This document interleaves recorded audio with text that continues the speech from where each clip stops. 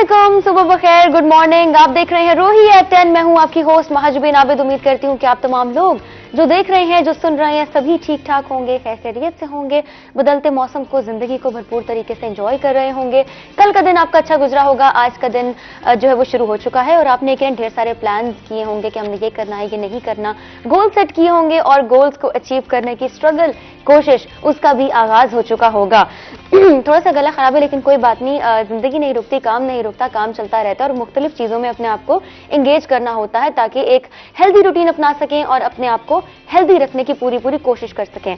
आज का प्रोग्राम एक दफा फिर से बहुत इंटरेस्टिंग होने जा रहा है। काफी अच्छी पर्सनालिटीज हमारे साथ मौजूद हैं। जरा तारुफ की जानिब बढ़ते हैं। पहले मेहमान जो इस वक्त हमारे साथ मौजूद हैं, Ahmad Hussain Dehar sahab, member national assembly Pakistan Tehreek-e-Insaf. अस्सलाम वालेकुम, वेलकम टू द शो। कैसे हैं आप? वेलकम जी, thank you very much. Fine जी। आप ठीक हैं, खैरियत से हैं? फाइन, अल्लाह की मेहरबानी। चलें, दैट्स वेरी गुड। मजीद बहुत सारी चीजें आपसे जाननी है और आपकी पर्सनल लाइफ से भी रिलेटेड, जो कि आई थिंक होनी चाहिए अपनी स्पेस भी होनी चाहिए, उस हवाले से बात करेंगे। हमारे दूसरे गेस्ट जो हमारे साथ मौजूद है, वकास हाशिम साहब, न्यूट्रिशनिस्ट है। अस्सलाम वालेकुम, कैसे हैं आप? अल्लाह का शुक्र, खुशामदीद कहते हैं आपको अपने प्रोग्राम में। ठीक ठाक है, खैरियत से हैं? सब ठीक ठाक है। और एक बहुत इंपॉर्टेंट चीज आज हम आपको बताने जा रहे हैं। आज 10 फरवरी है और दुनिया भर में दालों की अहमियत को उजागर करने का दिन आज मनाया जा रहा है। दालों का आलमी दिन है। वैसे मुझे भी काफी स्ट्रेंज लगा लेकिन आज मुझे मालूम हुआ कि वर्ल्ड पल्सेस डे भी सेलिब्रेट किया जाता है। वकास हाशिम साहब, क्या कहना चाहेंगे इस हवाले से? जी बिल्कुल, ये दिन जो है 10 फरवरी का, ये बहुत इंपॉर्टेंट है पल्सेस के हवाले से। बिल्कुल। और बिल्कुल आपने कहा, ये अभी भी बहुत सारे लोगों को पल्सेस डे के हवाले से कोई खास अवेयरनेस, आगाही नहीं है। बस ये सोशल मीडिया के जरिए, न्यूज़ के जरिए पता लगता है कि आज फ्लां डे है। और पल्सेस के डे के हवाले से बेसिकली इसका जो थीम है, वो इसका जो लॉजिक है इसको इंट्रोड्यूस करवाने का यूएन का, वो ये है कि इससे ज़रिए जो है, जो ऐसे एरियाज़ जो अफोर्ड नहीं कर सकते प्रोटीन सोर्स फूड्स, उन तक ये अवेयरनेस के थ्रू उन्हें बताया जाए कि ये दालें आपके लिए बहुत ज़रूरी हैं ज़िंदगी को सस्टेन करने के लिए। तो इसकी अवेयरनेस, इसीलिए इसको दिन को सेलिब्रेट किया जाता है ताकि इसकी जो पैदावार है उसके ऊपर अवेयरनेस दी जाए लोगों को कि इसको ज़्यादा से ज़्यादा काश्त किया जाए, क्योंकि ये वो वाहिद सोर्स ऑफ फूड है जो हमारे जिस्म में जो है वो प्रोटीन की मिकदार को पूरा करने में। बिल्कुल ठीक है। इस हवाले से मजीद डिटेल में बात करेंगे लेकिन पहले बढ़ते हैं अपने सेगमेंट आज नेकी की बात की जानिब। देखते हैं कि हमारे स्कॉलर साहब आज हमें नेकी की कौन सी नई बात बताने जा रहे हैं। नहमदुहु व नसल्ली अला रसूलिहिल करीम, अम्मा बाद। मेरे दोस्तों, बुजुर्गों, भाइयों, मेरी बहनों, मैंने इससे पहले मैसेज के अंदर ये ज़िक्र फरमाया था कि 7 वो आदमी हैं जिन्हें अल्लाह क़यामत के दिन अपने अर्श का साया नसीब फरमाएंगे। उसमें से दूसरा वो शख्स जिसे अर्श इलाही का साया नसीब होगा, हुज़ूर अकरम सल्लल्लाहु अलैहि वसल्लम ने फरमाया, वशाबुन नशअ फ़ी इबादतिल्लाह। दूसरा वो खुशनसीब इंसान है जिसने अपनी जवानी की इब्तिदा अल्लाह की याद से की हो। जिस नौजवान ने अपनी जवानी की इब्तिदा अल्लाह की याद से की हो, ये वो खुशनसीब नौजवान है जिसे क़यामत के दिन अल्लाह के अर्श का साया नसीब होगा। ए अल्लाह, हमारे तमाम नौजवानों को क़यामत के दिन अपने अर्श का साया नसीब फरमाई। आमीन आमीन आमीन आमीन। प्रोग्राम का हम बाकायदा आगाज करते हैं। अहमद हुसैन डेहर साहब हमारे साथ मौजूद हैं और बात हो रही थी वर्ल्ड पल्सेस डे के हवाले से। आज दालों की अहमियत को उजागर करने का दिन मनाया जा रहा है, दुनिया भर में मनाया जा रहा है। वैसे मैंने पहले भी जिक्र किया कि मुझे इस हवाले से नॉलेज नहीं थी कि आज ये दिन सेलिब्रेट किया जाता है, लेकिन रोज इंसान कुछ नया सीखता है और ये सीखने का जो अमल है, प्रोसेस है, ये लाइफ टाइम प्रोसेस है। तो सीखना सिखाना जो है वो चलता रहेगा। क्या कहना चाहेंगे? वैसे दालों की अहमियत पर हम बात नहीं करते अक्सर, आप क्या समझते हैं? वैसे दाल पसंद है आपको? जी, दाल बहुत पसंद है और खाने में दाल ना हो तो खाने का मजा ही अधूरा रहता है। सही बात है। और दाल की अहमियत उनसे पूछें जिनके पास गोश्त खाने के पैसे नहीं होते, उनके लिए ये गोश्त है। It's a protein diet. और मैं समझता हूँ कि दाल जो है उसके बगैर खाना मुकम्मल ही नहीं होता। दालों की अहमियत का अंदाज़ा जो है, आप मुझसे आज दालों का सवाल कर रहे हैं, मैं पीटीआई का एमएनए हूँ। इसलिए दाल मुझे समझ गए आपने होंगे। शायद यहाँ शर्मिंदा होने के लिए बुलाया है। नहीं नहीं, ऐसी कोई बात नहीं है, हमने दालों की क्योंकि अहमियत पर दालों बात के करने रेट के लिए बहुत बुलाया बढ़ है। गए हैं और यहाँ पे हर एमएनए हर एमपी अपने आप को डिफेंड कर रहा है कि हमने महंगाई हो गई है और पूरी दुनिया में महंगाई हो गई है। जी जबकि मैं इस चीज पे कायल हूं कि हम जो आए हैं तो हम सिर्फ गरीब की खिदमत के लिए आए हैं। और मैंने अपनी गवर्नमेंट से भी और प्राइम मिनिस्टर इमरान खान से भी ये रिक्वेस्ट की है कि आप डेवलपमेंट के फंड रोक दें, बेशक आप दूसरे काम रोक दें, लेकिन गरीब का जहां खाना इन्वॉल्व होता है उनको इतनी सब्सिडी दी जाए कि उनको पुराने रेट्स पर हर चीज मिले। बिल्कुल ठीक। क्योंकि जब गरीब को खाने की रोटी नहीं मिलती तो उससे पूछें उसकी कितनी तकलीफ में है। और वो जब गैस और बिजली के बिल भरता है और उसके बाद जब उसके बच्चों के पढ़ाने की फीस नहीं होती और खाने की फीस पैसे नहीं होते तो उसकी जिंदगी कितनी अजाब में है, ये हम नहीं समझ सकते, ये वो ही समझ सकता है। बिल्कुल। और जो हमारे इमरान खान साहब के साथ बैठे हैं ना, वो हैं बहुत अमीर लोग, उनको गरीब की गुर्बत का पता नहीं है, तो इसलिए वो मिसगाइड करते हैं हमारे लीडर को। मैं ये पैगाम आपके थ्रू देना चाहता हूं आज दालों के दिन के हवाले से कि हमारी हुकूमत को दालों के लिए ऐसी सब्सिडी देनी चाहिए कि गरीब को दाल सस्ती से सस्ती मिले, क्योंकि गरीब का गोश्त जो है वो दाल है। ऐसा तो मैं आज ये मैसेज देना चाहता हूं और इससे बढ़ के और मैं क्या कहूं। बिल्कुल, अभी हम मजीद बात भी करते हैं, आपकी अपनी जिंदगी के हवाले से बात करेंगे। वकास हाशिम साहब, अक्सर औकात हम ऐसा देखते हैं कि अगर घर में दाल बनी हो तो लोग कहते हैं कि, या बच्चे कहते हैं या पेरेंट्स खुद भी कहते हैं कि जी दाल नहीं, कुछ और हो जाए। मतलब क्या हमने दालों की अहमियत को फॉर ग्रांटेड समझना शुरू कर दिया है, लेना शुरू कर दिया, उनकी अहमियत को हम इतना नजरअंदाज करते हैं कि हम उसकी तमाम तर जो ग़िज़ाई खूबियां हैं उसको इतना ज्यादा इग्नोर कर जाते हैं कि हमें एक्चुअली मालूम नहीं है कि वो इसमें कितना प्रोटीन है और वो हमारे लिए कितना बेनिफिशियल है। बिल्कुल, जैसे आपने कहा ना कि टेस्ट के पॉइंट ऑफ व्यू से अक्सर हम इसे इग्नोर करते हैं, वो ये कि जो पल्सेस का और दालों का जो टेस्ट है ये न्यूट्रल टेस्ट होता है। बिल्कुल, न्यूट्रल टेस्ट से अगर आप मीनिंग लें तो इससे होता है कि इसके साथ हमें कुछ और ऐड करना पड़ता है टेस्ट के लिए, फिर ये टेस्ट देती हैं। ठीक है, और जो आपने बात की कि इसको हम इग्नोर इसलिए कर जाते हैं क्योंकि मेरा ख्याल है टेस्ट एक इसका मेन फैक्टर है इग्नोर करना। दूसरा ये है कि जब हम हमारी यूथ जितने भी हमारे बच्चे हैं वो फास्ट फूड या जंक फूड्स जब खा रहे होते हैं तो अल्टीमेटली टंग को जो टेस्ट मिल रहा है उनसे होता है, उसके कंपैरिजन पे दालों का टेस्ट वैसे नहीं मिल रहा होता, तो बच्चे उनसे दूर भागते हैं। और अगर हम इसकी इंपॉर्टेंस देखें, इंपॉर्टेंस के हवाले से ये है कि दालें जो है मैं अपने तमाम व्यूअर्स को ये बताना चाहूँगा कि जो पल्सेस है इससे हमें बेसिकली प्रोटीन, फाइबर और विटामिन एंड मिनरल्स मिलते हैं। ठीक है, प्रोटीन चूंकि इस पॉइंट ऑफ व्यू से कि आयरन जो है वो बेसिकली गुड सोर्स है। ठीक है, और फाइबर जो है वो हमें इसके अंदर दूसरा सोर्स है जो मिलता है इससे, और तीसरे नंबर पे जो है वो इससे हमें फास्फोरस, मैग्नीशियम, जिंक्स ये मिलते हैं। और ये तीनों वो मिनरल्स हैं जो हमारे बॉडी के एनर्जी प्रोडक्शन, मेटाबॉलिज्म में इन्वॉल्व हैं। अगर हमें ये मिनरल्स नहीं मिलते तो अल्टीमेटली डेफिशिएंसी होगी और उससे हमें प्रॉपर कैलोरीज नहीं मिल रही होंगी, हाँ एनर्जी नहीं होगी बॉडी में और हमें लीजीनेस और थकावट महसूस होती है। बिल्कुल ठीक, हमारे साथ कॉलर मौजूद हैं मोहम्मद मकी अलीपुर से। अस्सलाम वालेकुम, कैसे हैं आप? वालेकुम। वालेकुम अस्सलाम। कैसे हैं आप मोहम्मद मकी साहब? अल्लाह का शुक्र है, आप सुनाएं। जी मैं बिल्कुल ठीक, अल्हम्दुलिल्लाह। क्या कहना चाहेंगे? जी मैं मलक अहमद हुसैन डेढ़ साहब से बात करना चाहता हूँ जी प्लीज के बारे में। अस्सलाम वालेकुम मलक अहमद हुसैन डेढ़ साहब। जी वालेकुम अस्सलाम मेरे भाई। अल्लाह ताला आपको सेहत दे। मैं महंगाई के बारे में बात करना चाहता हूँ कि इतनी महंगाई हो गई है इमरान खान साहब के दौर में कि आपने बहुत अच्छी बात की है अभी थोड़ी देर पहले। मैं भी ये बात करना चाहता हूँ कि घी का रेट, दालों का रेट, सब्जियों का रेट आसमान से बातें कर रहा है। मेहरबानी करके खुदारा हुक्मरानों को जगाएं और आप भी कहें कि महंगाई बहुत ज्यादा हो गई है, पेट्रोल का रेट इतना बढ़ गया है, इतनी परेशानी हो गई है, बहुत ज्यादा परेशानी हो गई है। ये महंगाई कब तक कंट्रोल होगी? बिल्कुल ठीक मोहम्मद मकी साहब, आपका बहुत शुक्रिया। अहमद हुसैन डेढ़ साहब क्या कहना चाहेंगे? ये तो हर इंसान का कंसर्न है। मैं हर बात का जवाब अपने ज़मीर के मुताबिक देता हूँ, ना मैं पार्टी देखता हूँ ना मैं ये देखता हूँ मैंने किसी की खुशामद करनी है। इसीलिए जब आपने दाल की बात की तो मैंने कहा कि वाकई गरीब जिसके लिए खाना मुश्किल है, जिसके लिए ज़िंदगी मुश्किल है, हमें सिर्फ उसके लिए सोचना है। और ये वो गरीब है जिसने पीटीआई को जितवाया है और हमें सिर्फ उसके लिए सोचना है। और मैंने पहले ये बात कर चुका हूं इनको कि महंगाई के लिए जो भी आपके पास सियासतदान आएगा वो आपको ये कहेगा पूरी दुनिया में महंगाई है, पेट्रोल की कीमतें पूरी दुनिया में बढ़ गई हैं, हम बेगुनाह हैं, ये जो महंगाई हुई है इसमें हम बेकसूर हैं।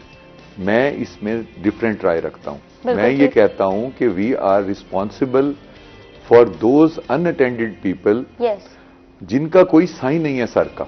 हमने तो उनका ख्याल करना है। बिल्कुल ठीक। जब इमरान खान उनको यानी कि वो जो उन्होंने छत बनाई है उनके लिए, वो जो इन्होंने वो सड़कों के ऊपर उनके लिए कैंप्स लगा के उनको खाना प्रोवाइड किया है और गरीबों के लिए एहसास प्रोग्राम किया है और बहुत सारी चीजें ऐसी की हैं, अरबों रुपए दिए हैं, लेकिन उसका जो इम्पैक्ट है वो गरीब तक नहीं पहुंच रहा।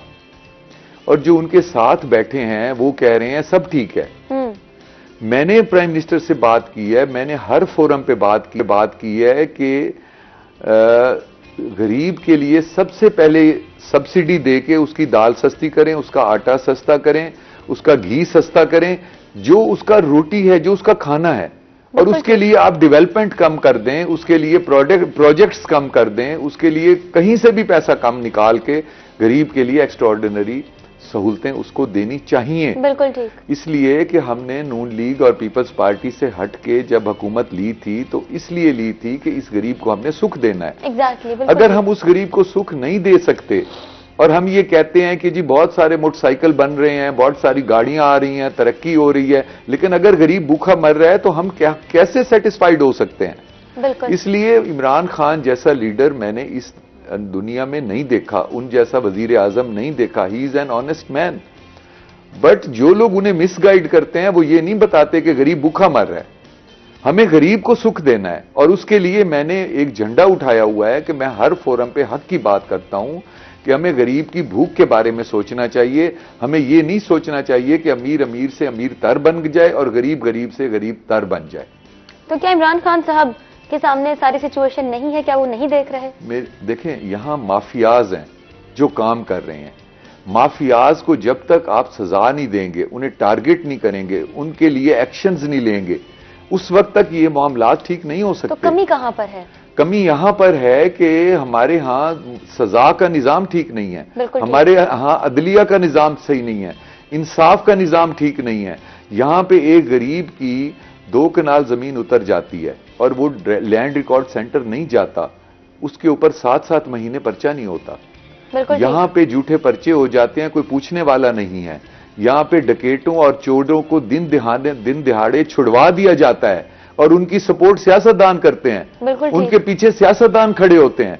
ये वो चीजें हैं जिनको हमने ठीक करना है और जिसको हम ठीक करने के लिए आए हैं। क्या कहना चाहेंगे, लैक ऑफ विजन है या पॉलिटिकल इंस्टेबिलिटी का कोई इशू है? It is all, I think it is the manipulation of mafia.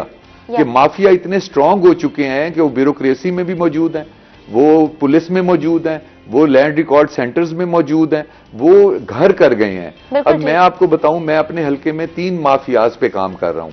एक वो माफिया है जो लोगों की जमीनें लूट के खा जाता है और जमीनों का वजूद नहीं होता और वो लोगों से बयाने लेके खा जाता है, उसमें पुलिस इन्वॉल्व है, उसमें लैंड रिकॉर्ड इन्वॉल्व है, मैं उनके खिलाफ कर रहा हूं। दूसरा वो है जो औरतों के जरिए लोगों को ब्लैकमेल करके उनसे पैसे लेते हैं। दूसरा वो माफिया है जो हमारे बोसन अड्डे पे काम कर रहा है। तीसरा माफिया वो है जो लोगों के मतलब इसी तरह के वो भी दूसरे माफियाज भी 1-2 हैं जिन पे मैं काम कर रहा हूं, मैं अभी उन्हें शो नहीं करना चाह रहा। खैर, अब उनके लिए जब मैंने उन्हें सजा दिलवाई, जब उनके लिए भागदौड़ की, मैं प्राइम मिनिस्टर तक गया, मैं प्राइम मिनिस्टर के पास गया, मैं वजीर आला के पास गया, उन्होंने मुझे चीफ सेक्रेटरी के पास भेजा। अब चीफ सेक्रेटरी आगे डिलीवर ही नहीं कर रहा। अब यहां पे हम क्या करें? अब कहने का मकसद ये है कि उन माफियाज के खिलाफ जब एक्शन होगा, उनको सजा मिलेगी तो अगले डरेंगे। यहां सजा का कॉन्सेप्ट ही नहीं है। सजा का कॉन्सेप्ट नहीं है। माफियाज पर हाथ कैसे डाला जाएगा, माफियाज को कंट्रोल कैसे किया जाएगा, इस पर हम बात करें। हमारे साथ कॉलर मौजूद हैं, बशारत खान दुबई से। अस्सलाम वालेकुम, कैसे हैं आप? बशारत या बशारत? वालेकुम अस्सलाम, कैसे हैं आप? प्लीज अपना नाम एक दफा मुझे बताइएगा। जी, मुशर्रफ खान। ओके जी, कैसे हैं आप? अल्लाह का शुक्र है, आप ठीक है, खैरियत से? जी जी बिल्कुल ठीक। क्या कहना चाहेंगे? ये मेरा देहर साहब से सवाल है। अस्सलाम वालेकुम देहर साहब। अस्सलाम वालेकुम भाई, कैसे सर? सर मैं आपका वोटर हूँ, मेरा 1-2 सवाल है आपसे, अगर आप माइंड ना करें तो। नहीं सर, आंखों पे। सर सबसे पहले तो आपने बहुत अच्छा जवाब दे दिया कि मतलब मुझे शर्मिंदा कर रही है दाल का सवाल करके। मैडम ने आपसे सवाल किया दाल के बारे में, मतलब आप फील करते हैं कि हमारी आवाम कितनी तकलीफ में है? जी बिल्कुल करता हूँ। बिल्कुल ठीक है। तो सर आपने पीपल पार्टी के लिए बहुत टाइम दिया था, उसके बाद फिर आपने मतलब चेंज किया, पीटीआई में आए। ये कोई शक नहीं कि हमारे इमरान खान साहब अच्छे हैं, अच्छा काम किया और अच्छी मतलब एक ऑफर लेके आए थे, लेकिन जो उसके साथ असल में जो राइट लेफ्ट में लोग हैं ना, उन लोगों ने उसका कैरियर बर्बाद कर दिया। जो 22 साल का उसका वारिस था ना, उसको जीरो कर दिया, हीरो से जीरो बना दिया। ठीक है सर, माइंड नहीं कर रहा मेरी बात? मैंने खुद यही बातें की हैं। जी हम लोग ही उठ के मतलब पीपल पार्टी से उठ के पीटीआई में चले जाते हैं। पीटीआई से जब देखते हैं ये इसकी कश्ती डूबने वाली है, फिर हम नून लीग में चले जाते हैं। ऐसा क्या है, हम लोगों को मरना याद नहीं है क्या? सब कुछ साथ लेके जाते हैं। हमारे बाप दादा जितने भी लोग गए दुनिया से क्या लेके गए? बिल्कुल ठीक, आपका बहुत शुक्रिया प्रोग्राम में आप शामिल हुए। जी अहमद हुसैन, बहुत अच्छा सवाल इन्होंने किया है। देखें, मोहतरमा बेनजीर भुट्टो जो लीडर थी पीपल्स पार्टी की, she was a legend. Yes, no doubt. जब वो शहीद हो गई तो उसके बाद मुझे कोई वहां पे लीडर नजर नहीं आया। बिल्कुल। बाकी सारे के सारे लुटेरे बच गए। मैंने इसलिए डाइवर्ट किया वहां से कि वहां इंसाफ नहीं मिल रहा था। मैं पीटीआई में आया, इमरान खान एक ड्रीम था। इमरान खान आज भी एक सच्चा आदमी है, कल भी एक सच्चा आदमी है, लेकिन कहने का मकसद ये है कि हमारा सियासत करने का मकसद क्या है। हमारा सियासत करने का मकसद ये है कि लोगों को इंसाफ देना है, गरीब को सुख देना है और दुखी को सुखी करना है। बिल्कुल ठीक। अब जहां देखें, मकसद ये नहीं है कि पीपल्स पार्टी का नारा लगाना है, पीटीआई का नारा लगाना है या इनके पीछे दौड़ना है। मकसद है गरीब को सुख देना है। सही। मैं जिस हल्के का एमएनए हूं, मैं जब से एमएनए बना हूं, मैं कोशिश कर रहा हूं। पीपल्स पार्टी में एमपीए था, मैंने कोशिश की मेरे इलाके में झूठा पर्चा ना हो, मेरे इलाके में चोर डकैत कोई जो पकड़ा जाए वो छूटे नहीं, मेरे इलाके में कब्जा ना हो। मैंने इमरान खान साहब से कहा है कि मैंने अपने इलाके को रियासत मदीना की तरफ शुरू कर दिया और आधा रियासत मदीना बना दिया है, क्योंकि मेरे इलाके में झूठा पर्चा कम हो गया है, चोर डकैत की कम हो गई है और कब्जे खत्म हो गए हैं। इसलिए कि मैं कोशिश करता हूं कि जहां भी कोई गलत हो मैं गरीब को इंसाफ दिलाता हूं। मैं ये नहीं देखता मेरा 5000 वोट वाला बंदा जो है उसके कहने पे गलत काम करूं। मैं अल्लाह पे भरोसा करता हूं। अभी जो आपने आयत सुनवाई थी तो बात ये थी कि अल्लाह के रास्ते पे चलो। मैं आज ये मैसेज देना चाहता हूं कि मेरी जो पॉलिटिक्स है, मैं अल्लाह पे भरोसा करता हूं और गरीब को सुख देता हूं। ये पॉलिटिक्स इबादत है। मैं कभी गलत काम की तरफ न जाता हूं, न सोचता हूं, न करता हूं। ये इबादत जो है मैंने करनी है और मैं जितने दिन एमएनए रहूंगा मैं अपने गरीब पे जुल्म नहीं होने दूंगा। This is mission of my life. मैं सियासत पैसे कमाने के लिए नहीं करता, बल्कि मैं तो पैसे उस पर खर्च करता हूं। सही। और जब मेरी नीयत साफ है तो मुझे ये जो पीटीआई के लीडर हैं कोई टिकट देने को तैयार नहीं था, फिर मैंने धरना दिया, धरने पे मुझे टिकट मिली। इमरान खान साहब ने मेहरबानी की, मुझे टिकट दी, लेकिन धरने के बाद 3 दिन मैं बरी इमाम सरकार बैठा रहा। तीसरे दिन बरी इमाम सरकार में मुझे इमरान खान साहब का फोन आया कि तुम्हें टिकट दे दी गई है। मुझे तो अल्लाह के हवाले से टिकट मिली है, मुझे अल्लाह ने टिकट दी है। 25 दिन मेरे इलेक्शन में से रह गए थे। मैंने अल्लाह से उस दिन वादा किया कि या अल्लाह मुझे एमएनए बना दे, मैं उस गरीब के लिए मुझे चुन ले जिसके सर का कोई साई नहीं है। बिल्कुल सही। मैं असत उस गरीब के लिए करता हूं। आज जो मेरे भाई कह रहे थे, जो ये बातें कर रहे थे, इमरान खान ऑनेस्ट है, उनके साइड वाले कामयाब नहीं होने, ये बातें मैं पहले कर चुका हूं। मैं जब गरीब की पल्स के साथ चलता हूं, गरीब की ख्वाहिश के साथ चलता हूं, मैंने वो कहना है जो गरीब की आवाज होगी। ना मैंने किसी को शामत करनी है, ना मैंने किसी के पीछे लगना है।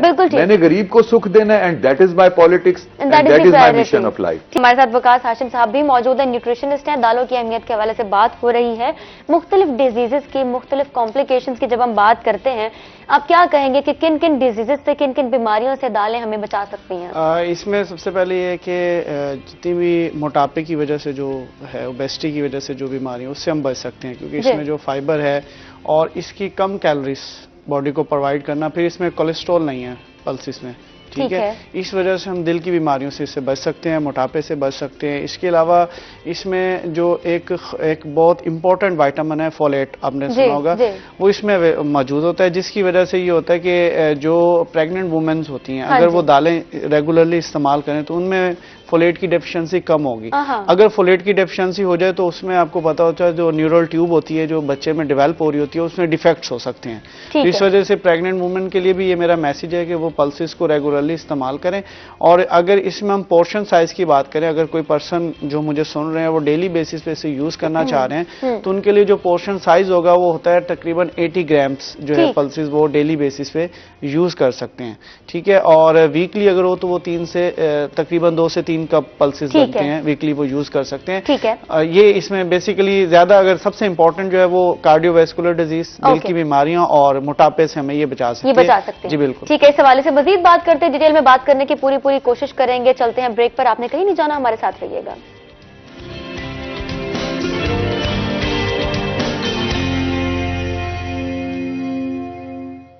वेलकम बैक, आप देख रहे हैं रोही एट 10। ब्रेक के बाद हम आ चुके हैं वापस प्रोग्राम में। आपको खुशामदीद कहते हैं। हमारे साथ इस सेगमेंट में मौजूद है Ahmad Hussain Dehar sahab, member national assembly Pakistan Tehreek Insaf, और उनके साथ हमारे साथ मौजूद है वकास हाशिम साहब, न्यूट्रिशनिस्ट हैं। दालों की अहमियत पर आज बात हो रही है क्योंकि आज दुनिया भर में दालों की अहमियत का आलमी दिन मनाया जा रहा है। वैसे अगर हम देखते हैं तो दालों को खासा इग्नोर किया जाता है, नजरअंदाज किया जाता है, जबकि अगर हम उसकी ग़िज़ाई खूबियां देखें तो उसकी वजह से दाल भी किसी दूसरी खुराक से कम नहीं है। बात हो रही है दालों की अहमियत के हवाले से, कैसे मुख्तलिफ बीमारियों से बचा जा सकता है। वकास हाशिम साहब हमारे साथ मौजूद हैं, बात करते हैं। लेकिन हमारे साथ पहले एक कॉलर मौजूद है, यूसुफ। अस्सलाम वालेकुम, कैसे हैं आप? यूसुफ मुल्तान से मौजूद हैं, कैसे हैं? जी अस्सलाम वालेकुम। वालेकुम सलाम। जी मैं ढेर साहब से बात करना चाह रहा था, बहुत मेहरबानी। जी प्लीज करें। अच्छा ढेर साहब, मैं आपका वोटर हूँ, मैं कहीं से बिलोंग करता हूँ। मैं जी भाई, तो मैं महंगाई के बारे में आपने बात की, जैसे मौलवियों को हदीसें याद आती है, सियासतदानों को सारी बातें। अमल ये है कि हमारे जो होटल वाले, कढ़ाई वाले और दूध दही वाले अरबपति बन चुके हैं। ये जो मजिस्ट्रेट हजरात हैं या इंतजामिया, आपको सब पता है कि ये कोई कार्रवाई अभी तक गोश्त से पानी डर रहा है। ठीक है, गरीब इतना गरीब हो गया है कि 5-5 हजार पे बेटी नौकरी पे भेज रहा है, और आप लोगों को किसी को डेढ़ साहब आपकी बातें इतनी अच्छी लगी, मैं आपका फैन हो गया, मगर यकीन मानो ना इंतजाम भी दुश्मन है। ये डीसी हो, ये वो, इनको बाहर निकालो, इनको बाहर भी नहीं निकालते, सब मंत्री ले रहे हैं। मैंने 100 दफा पोर्टल पर फोन किया, कोई अच्छा नहीं होता है। ये सारा ड्रामा 60 साल से चल रहा है, कभी इधर कभी उधर, दोबारा खबरों में जाना सब। यकीन करो कि एक आलू और टमाटर बेचने वाला काबू नहीं आ रहा आपसे, तो आप इंडिया से कश्मीर से क्या मुकाबला करेंगे? हम लोग इतने परेशान हैं। बहुत शुक्रिया यूसुफ मुल्तान से हमारे साथ मौजूद थे। जी डेहर साहब। सबसे पहले भाई आपने जो बात की है मैं उससे सेकंड करता हूं, मैं उसका हल भी आपको देता हूं, लेकिन आपसे मेरा भी एक गिला है कि कैंट में पिछले 15 साल से आज तक काम नहीं हुआ था, और कैंट में जो सड़कें बनवाई हैं वो मैंने आपके भाई ने बनवाई हैं, और आपने उसका शुक्रिया तक अदा नहीं किया और उसकी बात भी नहीं की। चले कोई बात नहीं, कैंट में जी वहां यहाँ पे हम एक चर्च बनवा रहे हैं, और उसके बाद कैंट में एक गढ़ा था बहुत बड़ा, इसके साथ ना जमीलाबाद में, जी तो वहां पे गढ़ा बहुत बड़ा था, वो भरवाया है और उसके ऊपर अब पार्क बनवा रहे हैं हम। तो हम कैंट में बहुत अच्छे काम कर रहे हैं, शाबाश आप ना दीजिएगा, आप वैसे ही कंजूस वाकया हुए हैं। तो जहां तक मैं खुद इस बात को एग्री करती हूँ मैं इस बात से कि जितने भी इनिशिएटिव्स होते हैं हमें उन्हें अप्रिशिएट करना चाहिए, पहले अप्रिशिएट करना चाहिए, बाद में अगर हमें शाबाश किस्मत से मिलती है। नहीं तो, मैं तो शाबाश देती हूँ। Thank you very much. तो उसमें जो है ना, दूसरी जो बात आपने की है कि वहां पे प्राइसेस बहुत ज्यादा हैं, और जो लोग वहां पे ये मजिस्ट्रेट या जो भी गलत कर रहे हैं, तो आप मेरा नंबर लिख लें 0334 आगे 000 7 दफा 0334 7 टाइम्स 0 उसके आगे आप मुझे इसके ऊपर व्हाट्सअप कर दें उनके नाम, मैं कमिश्नर साहब से मिलके और सीओ साहब से मिलके उनके खिलाफ कार्रवाई करवाता हूं। बहुत खूब। इसलिए कि हम जो है ना सिफारिशें मान के ना उनको छोड़ देते हैं जो गरीबों पे जुल्म करते हैं, और मैं हमेशा उनको कभी भी माफ नहीं करता। उनको जब तक उन पे कार्रवाई ना कराऊं मैं घर नहीं बैठता। जो आपको तकलीफ देगा वो अहमद हुसैन डेहड़ को तकलीफ देगा, और मेरा वो दुश्मन होगा। आप इस नंबर पे उनके नाम मुझे व्हाट्सएप कर दें, मैं अभी जाके कमिश्नर साहब को मिलता हूं और सीओ साहब को, उनके खिलाफ हम कार्रवाई करते हैं। बिल्कुल ठीक। वकास हाशिम साहब हमारे साथ मौजूद है, न्यूट्रिशनिस्ट, और बात वही रह गई कि कौन कौन सी ऐसी बीमारियां हैं जो दालों से हम बचाई जा सकती हैं और हम उनसे बच सकते हैं। किन बीमारियों से बचा जा सकता है अगर हम दाल खाएं और रोज इसका इंटेक करें? जी हाशिम साहब, वकास हाशिम साहब। जी, इसमें मैं आपको बता रहा था कि दिल की बीमारियों के अलावा इसमें शुगर वाले जो पेशेंट है, डायबिटिक जो पेशेंट है, वो भी इससे बच सकते हैं। ठीक है, क्योंकि इसमें जो नशास्ते का जो पोर्शन है वो कॉम्प्लेक्स होता है, इसमें कॉम्प्लेक्स कार्बोहाइड्रेट है। चूंकि complex carbohydrate in the form of fibre body को मिलते हैं पल्सेस से, तो शुगर वाले पेशेंट्स के लिए कॉम्प्लेक्स कार्बोहाइड्रेट बहुत अच्छे होते हैं। इससे वो टाइप 2 से बचे रह सकते हैं और जिनको है वो कंट्रोल कर सकते हैं। अच्छा, इसमें एक मैं इंपॉर्टेंट पॉइंट नोट करना चाह रहा हूँ कि इसको कुकिंग का थोड़ा सा इसका जो है ना ख्याल रखना चाहिए, इसको कैसे पकाना चाहिए। वो ये है कि अगर हम इसको ड्राई फॉर्म में पकाएं तो उससे हमें वॉमिटिंग और डायरिया का इशू हो सकता है। बिल्कुल ठीक। इसका प्रॉपर सॉक्ड होना जरूरी है और इसके लिए प्रॉपर टाइमिंग है, ओवरनाइट हम इसको सॉक करें और सुबह तक इसको जो है ना भिगो के रखें और सुबह मॉर्निंग में हम फिर इनको पकाएं। तकरीबन इसको 12 घंटे चाहिए प्रॉपर पानी के अंदर। फिर इसकी जो टॉक्सिन्स हैं वो डिसॉल्व हो जाते हैं वाटर के अंदर। ठीक है, तो फिर ये हमारे लिए जो है सेफ रहती है। एक ये, और हर पल्सेस का अपना एक टाइम है, इसको स्पेसिफिक टाइम के लिए हमें पकाना चाहिए। ठीक है, क्या कहेंगे बोन्स के लिए किस तरीके से बेनिफिशियल है? बोन्स के लिए इसमें जो है मैंने आपको पहले बताया कि इसमें मिनरल्स होता है, फास्फोरस। तो बोन को मजबूत बनाने में जैसे कैल्शियम का बड़ा रोल है, इस तरह फास्फोरस का भी बहुत ज्यादा रोल है। ठीक है, तो इसलिए हड्डियों के लिए जरूरी है ये कि आप इसको खाएं और इससे फास्फोरस लें बोन्स के लिए।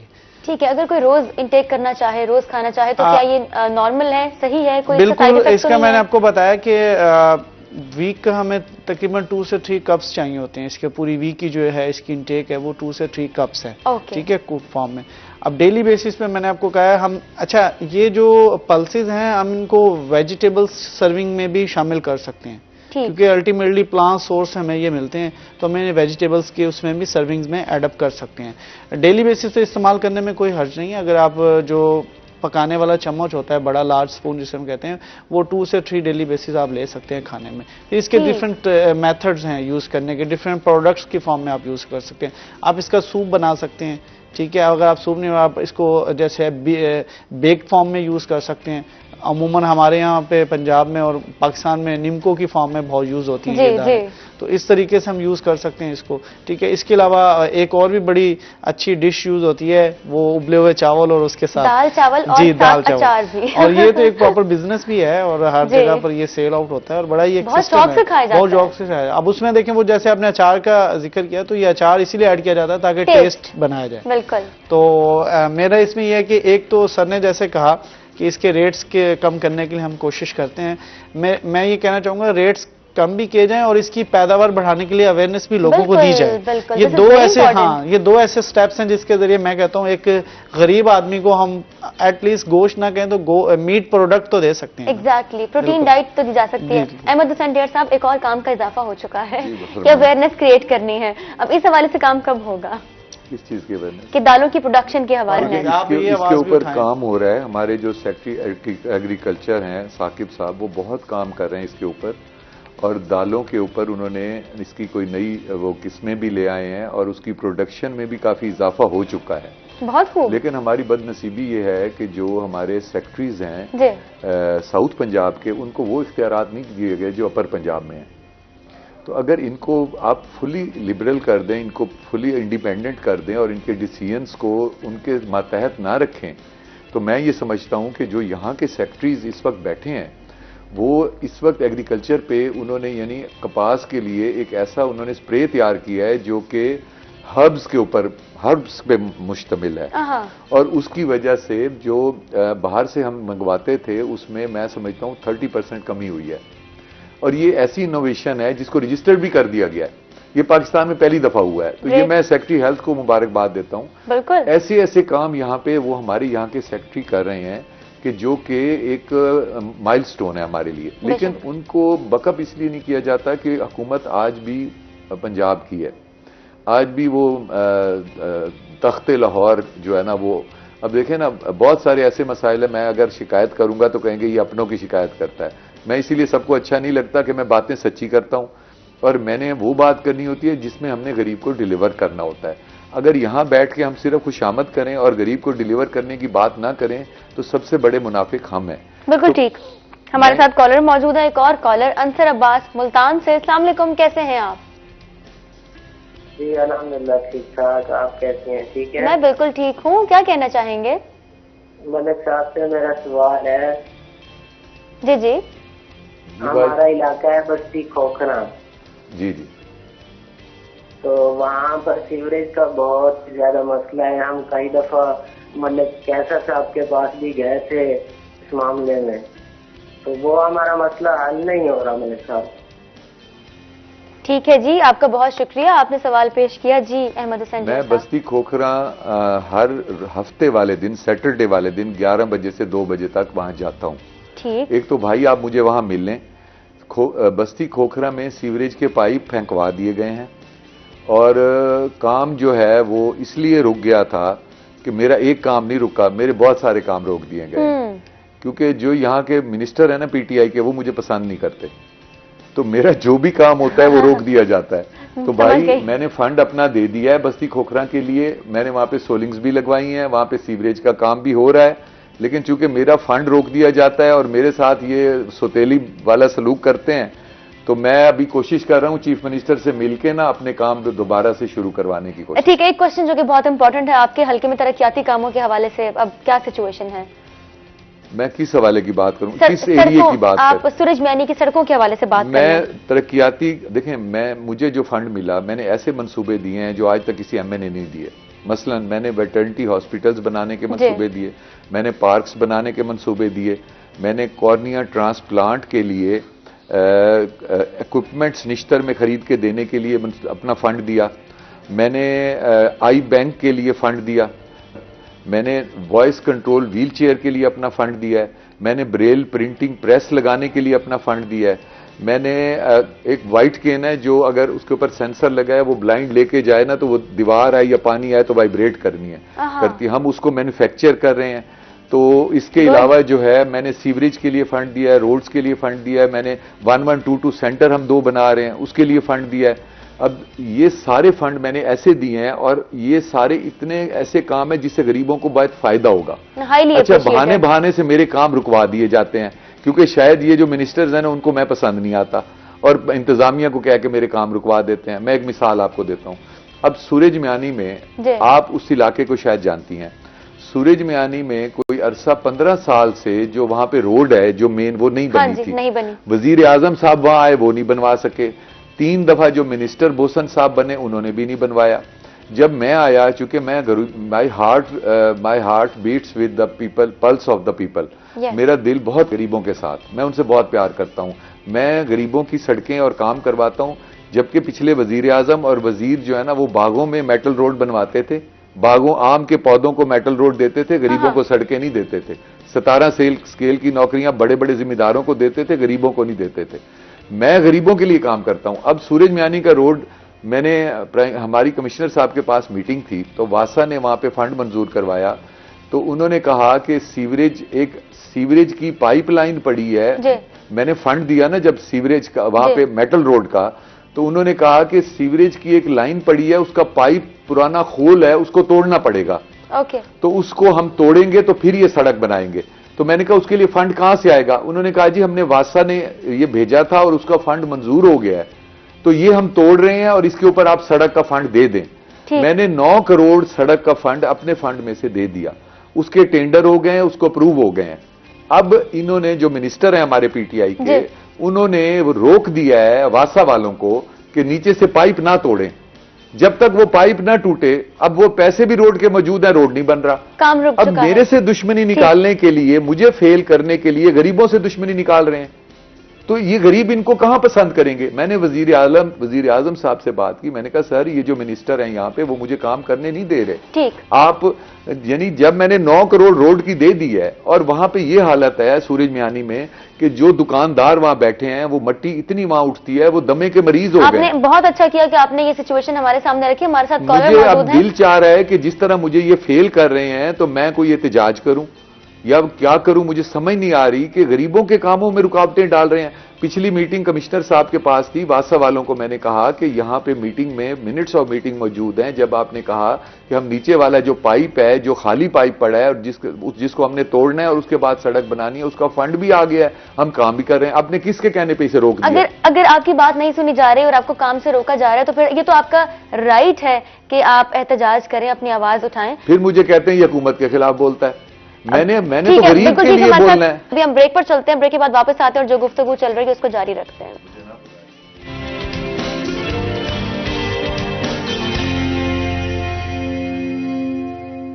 वेलकम बैक, आप देख रहे हैं रोही एट 10। ब्रेक के बाद हम वापस आ चुके हैं प्रोग्राम के सेगमेंट में। आपको दफा फिर से खुशामदीद कहते हैं। वक्त कम होता है लेकिन बातें बहुत सारी होती हैं, सवाल बहुत सारे होते हैं जो कि हमने करने होते हैं और जवाब हासिल करने होते हैं। वक्त थोड़ा शॉर्ट पड़ जाता है। हमारे साथ मौजूद है वकास हाशिम साहब, न्यूट्रिशनिस्ट हैं, और आज 10 फरवरी है। दुनिया भर में दालों का आलमी दिन मनाया जा रहा है और हम ये बात कर रहे हैं कि दालों का जब हम इस्तेमाल करते हैं तो हमारे लिए किस तरीके से ये बेनिफिशियल साबित होती है, मुफीद साबित होती है, कैसे हमें हमारी सेहत के हवाले से फायदा पहुंचाती है और मुख्तलिफ बीमारियों से बचा सकती हैं। वकास हाशिम साहब, क्या कहना चाहेंगे? कैंसर से रिलेटेड क्या ये हमें हेल्प कर सकती हैं? जी बिल्कुल, कैंसर से जो है हमें बचा सकती हैं। दालों में फाइटोकेमिकल्स होते हैं, ठीक है, जो बाय नेचर उसमें पाए जाते हैं। फाइटोकेमिकल्स वो केमिकल्स हैं जो प्लांट की तरफ से बॉडी को मिलते हैं और ये केमिकल्स जो है ना, ये कैंसर के अगेंस्ट जो है ना उसकी ग्रोथ को, उसको होने से रोकते हैं। तो जो लोग दालों को रेगुलरली इस्तेमाल करते हैं उनमें कैंसर होने के चांसेस बहुत कम हो सकते हैं। बिल्कुल ठीक। और वेट मैनेजमेंट के हवाले से? वेट मैनेजमेंट के हवाले से जैसे मैंने स्टार्ट में कहा कि इनमें कंट्रोल कैलोरीज होती हैं, ठीक है। पल्सेस जो है वो हमें प्रोटीन देते हैं, ठीक है। इसमें कार्बोहाइड्रेट की अमाउंट कम होती है। बेसिकली इसका जो बेसिक इसमें जो न्यूट्रेंट है वो प्रोटीन है। तो प्रोटीन जो है वो बॉडी बिल्डिंग्स में ज्यादा इन्वॉल्व होता है as compare to calorie production में, ठीक है। तो अगर कोई पर्सन, कोई भी फीमेल है, मेल है, और वो वेट कंट्रोल करना चाह रहे हैं, मैनेज करना चाह रहे हैं, तो वो दालों को यूज कर सकते हैं, ठीक है। यानी वेट लॉस के लिए ये काफी हेल्प लॉस है। इसमें ये होता है कि बेसिकली स्टाइटी जो है वो क्रिएट होती है, पेट जल्दी भर जाता है इनसे, ठीक है। और ज्यादा अमाउंट में ज्यादा है लेकिन कैलोरीज बहुत कम देती हैं बॉडी को, ठीक है। हाँ, और अगर वेट गेन करना हो तो ये तो वेट गेन करना तो फिर इसमें राइस आप शायद ऐड कर सकते हैं वेट गेन में, ठीक है। अगर किसी शख्स ने, मेल हो या फीमेल हो, वेट लूज करना है और वेट लॉस पर काम कर रहे हैं तो कैसे एक डाइट प्लान कैसे फॉर्म में? हाँ बिल्कुल, वो इस तरह सेट कर सकते हैं कि वो इसको 3 टाइम्स अ डे यूज कर सकते हैं। मैक्सिमम 5 टाइम्स वो यूज कर सकते हैं, लेकिन 3 टाइम्स अ डे यूज कर सकते हैं। उसमें मॉर्निंग में ये ले सकते हैं, ठीक है। मॉर्निंग में ये बिल्कुल जैसे स्लाइस के साथ ले लें, ठीक है, इसकी करी बनाकर। और अगर दोपहर में जो है इसको लंच के साथ, सैलेड के साथ यूज करें, ठीक है। मॉर्निंग में स्लाइस के साथ, लंच में इसको सैलेड के साथ यूज करें, और रात को इसके साथ बॉइल्ड एग यूज करके आप इसको सूप की फॉर्म में यूज कर सकते हैं। तो ये पूरे दिन का एक प्लान है जिसको फॉलो करके वेट को कंट्रोल किया जा सकता है। चलिए, दैट्स वेरी गुड। आपने बड़ी इंपॉर्टेंट चीजें शेयर कर दी। अहमद हुसैन डेहर साहब, अब आप जरा जो एक्चुअल नुक्ता है ना, जो मेजर वो ये है, बिलावल भुट्टो साहब का दौरा जनूबी पंजाब, कैसे देखते हैं इस दौरे को आप? मैं मुहतरमा बेनज़ीर भुट्टो के बेटे हैं, मैं उन्हें कदर की निगाह से देखता हूँ। बहुत ही अजीम हस्ती के बेटे हैं, मैं उन्हें कदर की निगाह से देखता हूँ। जब वो मुल्तान आए थे सबसे पहले मैंने ही उनका सबसे बड़ा जलसा किया था। लेकिन दुख ये है कि वो जिनके हाथों में खेल रहे हैं इस वक्त और जिनके साथ वो चल रहे हैं, गिलानी साहब, उन्होंने इस मुल्क को नहीं लूटा, इस मुल्क को बर्बाद कर दिया। जनूबी पंजाब के सूबे का कहते हैं जी कि हमने जनूबी पंजाब का सूबा हम नहीं, ये पीटीआई नहीं बना सकी। नून लीग ने और पीपल्स पार्टी ने पंजाब में करारदाद मंजूर करके फेडरल में भेजी, इन्होंने खुद मंजूर नहीं कराया। ये वजीर आजम थे और कहते हैं कि ये नहीं करते। उस वक्त ये जरदारी साहब के साथ, यानी कि आप यकीन कर लें, जरदारी साहब ने इन्हें वजीर आजम बनाया था ना, उनके कहने पे इन्होंने प्रिंसिपल सेक्रेटरी चेंज नहीं किया। उनके कहने पे इन्होंने मिनिस्टर फेडरल सेक्रेटरी नहीं लगाते थे। यहां तक कि इन्होंने लड़काना में फंड नहीं दिए और मैडम फरियाल तालपुर साहबा में बहुत काबिल इज्जत खातून है, वो पीटती थी। अब जनूबी पंजाब में सारे बेटों को और भाइयों को लड़ा रहे हैं, सारी सीटों पे खुद लड़ रहे हैं, पीपल्स पार्टी को तबाह कर दिया। तो बिलावल साहब जो कि बहुत ही बड़ी हमारी लीडर के बेटे हैं, उनको मैं कहूंगा खुदा के लिए इनसे जान छुड़ाएं। अगर आपने यहां पे आके कुछ वसूल करना है, इनके साथ आप फिरेंगे तो परसों जो एक मुजाहरा हो रहा था, मतलब है कौन मुजाहरा कर रहा था कि पुलिस ने रोका है, पुलिस ने रोका है, वो लोग नहीं रुके और उनके पास असला था और फायरिंग हुई है। अब उसमें अभी तक इंक्वायरी हो रही है कि वो डकैत थे या साथ थे, अभी तक इंक्वायरी नहीं हुई। उन्होंने जाके मुजाहरा किया रोड पे, उनके साथ आके हीरो बन गए। अगर खुदा न खास्ता कल को निकल आया कि ये मुजरिम हुए, तो मुजरिम को सपोर्ट करने वाले ये गिलानी है या ये बोसन है? अगर ये मुजरिमों को सपोर्ट करते हैं तो मुआशरा कैसे ठीक होगा? यानी अभी इंक्वायरी चल रही है, इन्वेस्टिगेशन अभी तो हो रही है कि पता चले कि जो बंदे रोके गए हैं, जब वो पुलिस ने नाका लगाया है तो शरीफ व शहरी रुक के हमेशा अपनी तलाशी देता है, जबकि उन लोगों के पास असला था। ये एस्टेब्लिश हो गया है। अब पता करना था उनमें से अच्छे कौन थे, बुरे कौन थे। एक इंक्वायरी हो रही है, ठीक है। जब तक वो इंक्वायरी ना हो, अगर वो लोग आके रोड पे मुजाहरा करें तो गिलानी साहब के बेटे जाके वहां पे अब्दुल कादिर गिलानी साहब कहते हैं हम आपके साथ हैं, हम सुप्रीम कोर्ट तक आपके साथ जा रहे हैं। पहले ये तो बताएं कि सच्चे हैं ये झूठे हैं। ठीक है, इंक्वायरी तो ये बिलावल साहब को बर्बाद करेंगे या बात करेंगे? मैं बिलावल साहब से रिक्वेस्ट करता हूं, इनके पीछे लगे तो आपके पीछे कुछ नहीं रहेगा। पहले वजीर आजम बन के आपके वालिद को जो इन्हें धोखे दिए वही याद कर लें। अभी देखें, अभी सेनेट में 1 वोट से ही हारे हैं, हम जीते हैं, 14 वोट इनके ज्यादा हैं। ऑपोजिशन लीडर कौन है? ऑपोजिशन लीडर गिलानी साहब हैं, वो मिल गए हैं हमारे साथ। तो ये क्या, ये उनके पीछे आज दौरा करने आए हैं साउथ पंजाब का, तो क्या मिलेगा बिलावल साहब को? बिलावल साहब खुदा के लिए ऐसे लोगों के पीछे लगेंगे तो ये आपको बर्बाद करेंगे। ठीक है, आप ऐसा आपको कहीं फील होता है कि पीटीआई से कोई बड़ी शख्सियत या कोई अहम शख्सियत पार्टी छोड़ेंगी या पीपल्स पार्टी को ज्वाइन करेंगी? कुछ ऐसा फील होता है आपको? पीपल्स पार्टी में ज्वाइन होना तो खुदकुशी है।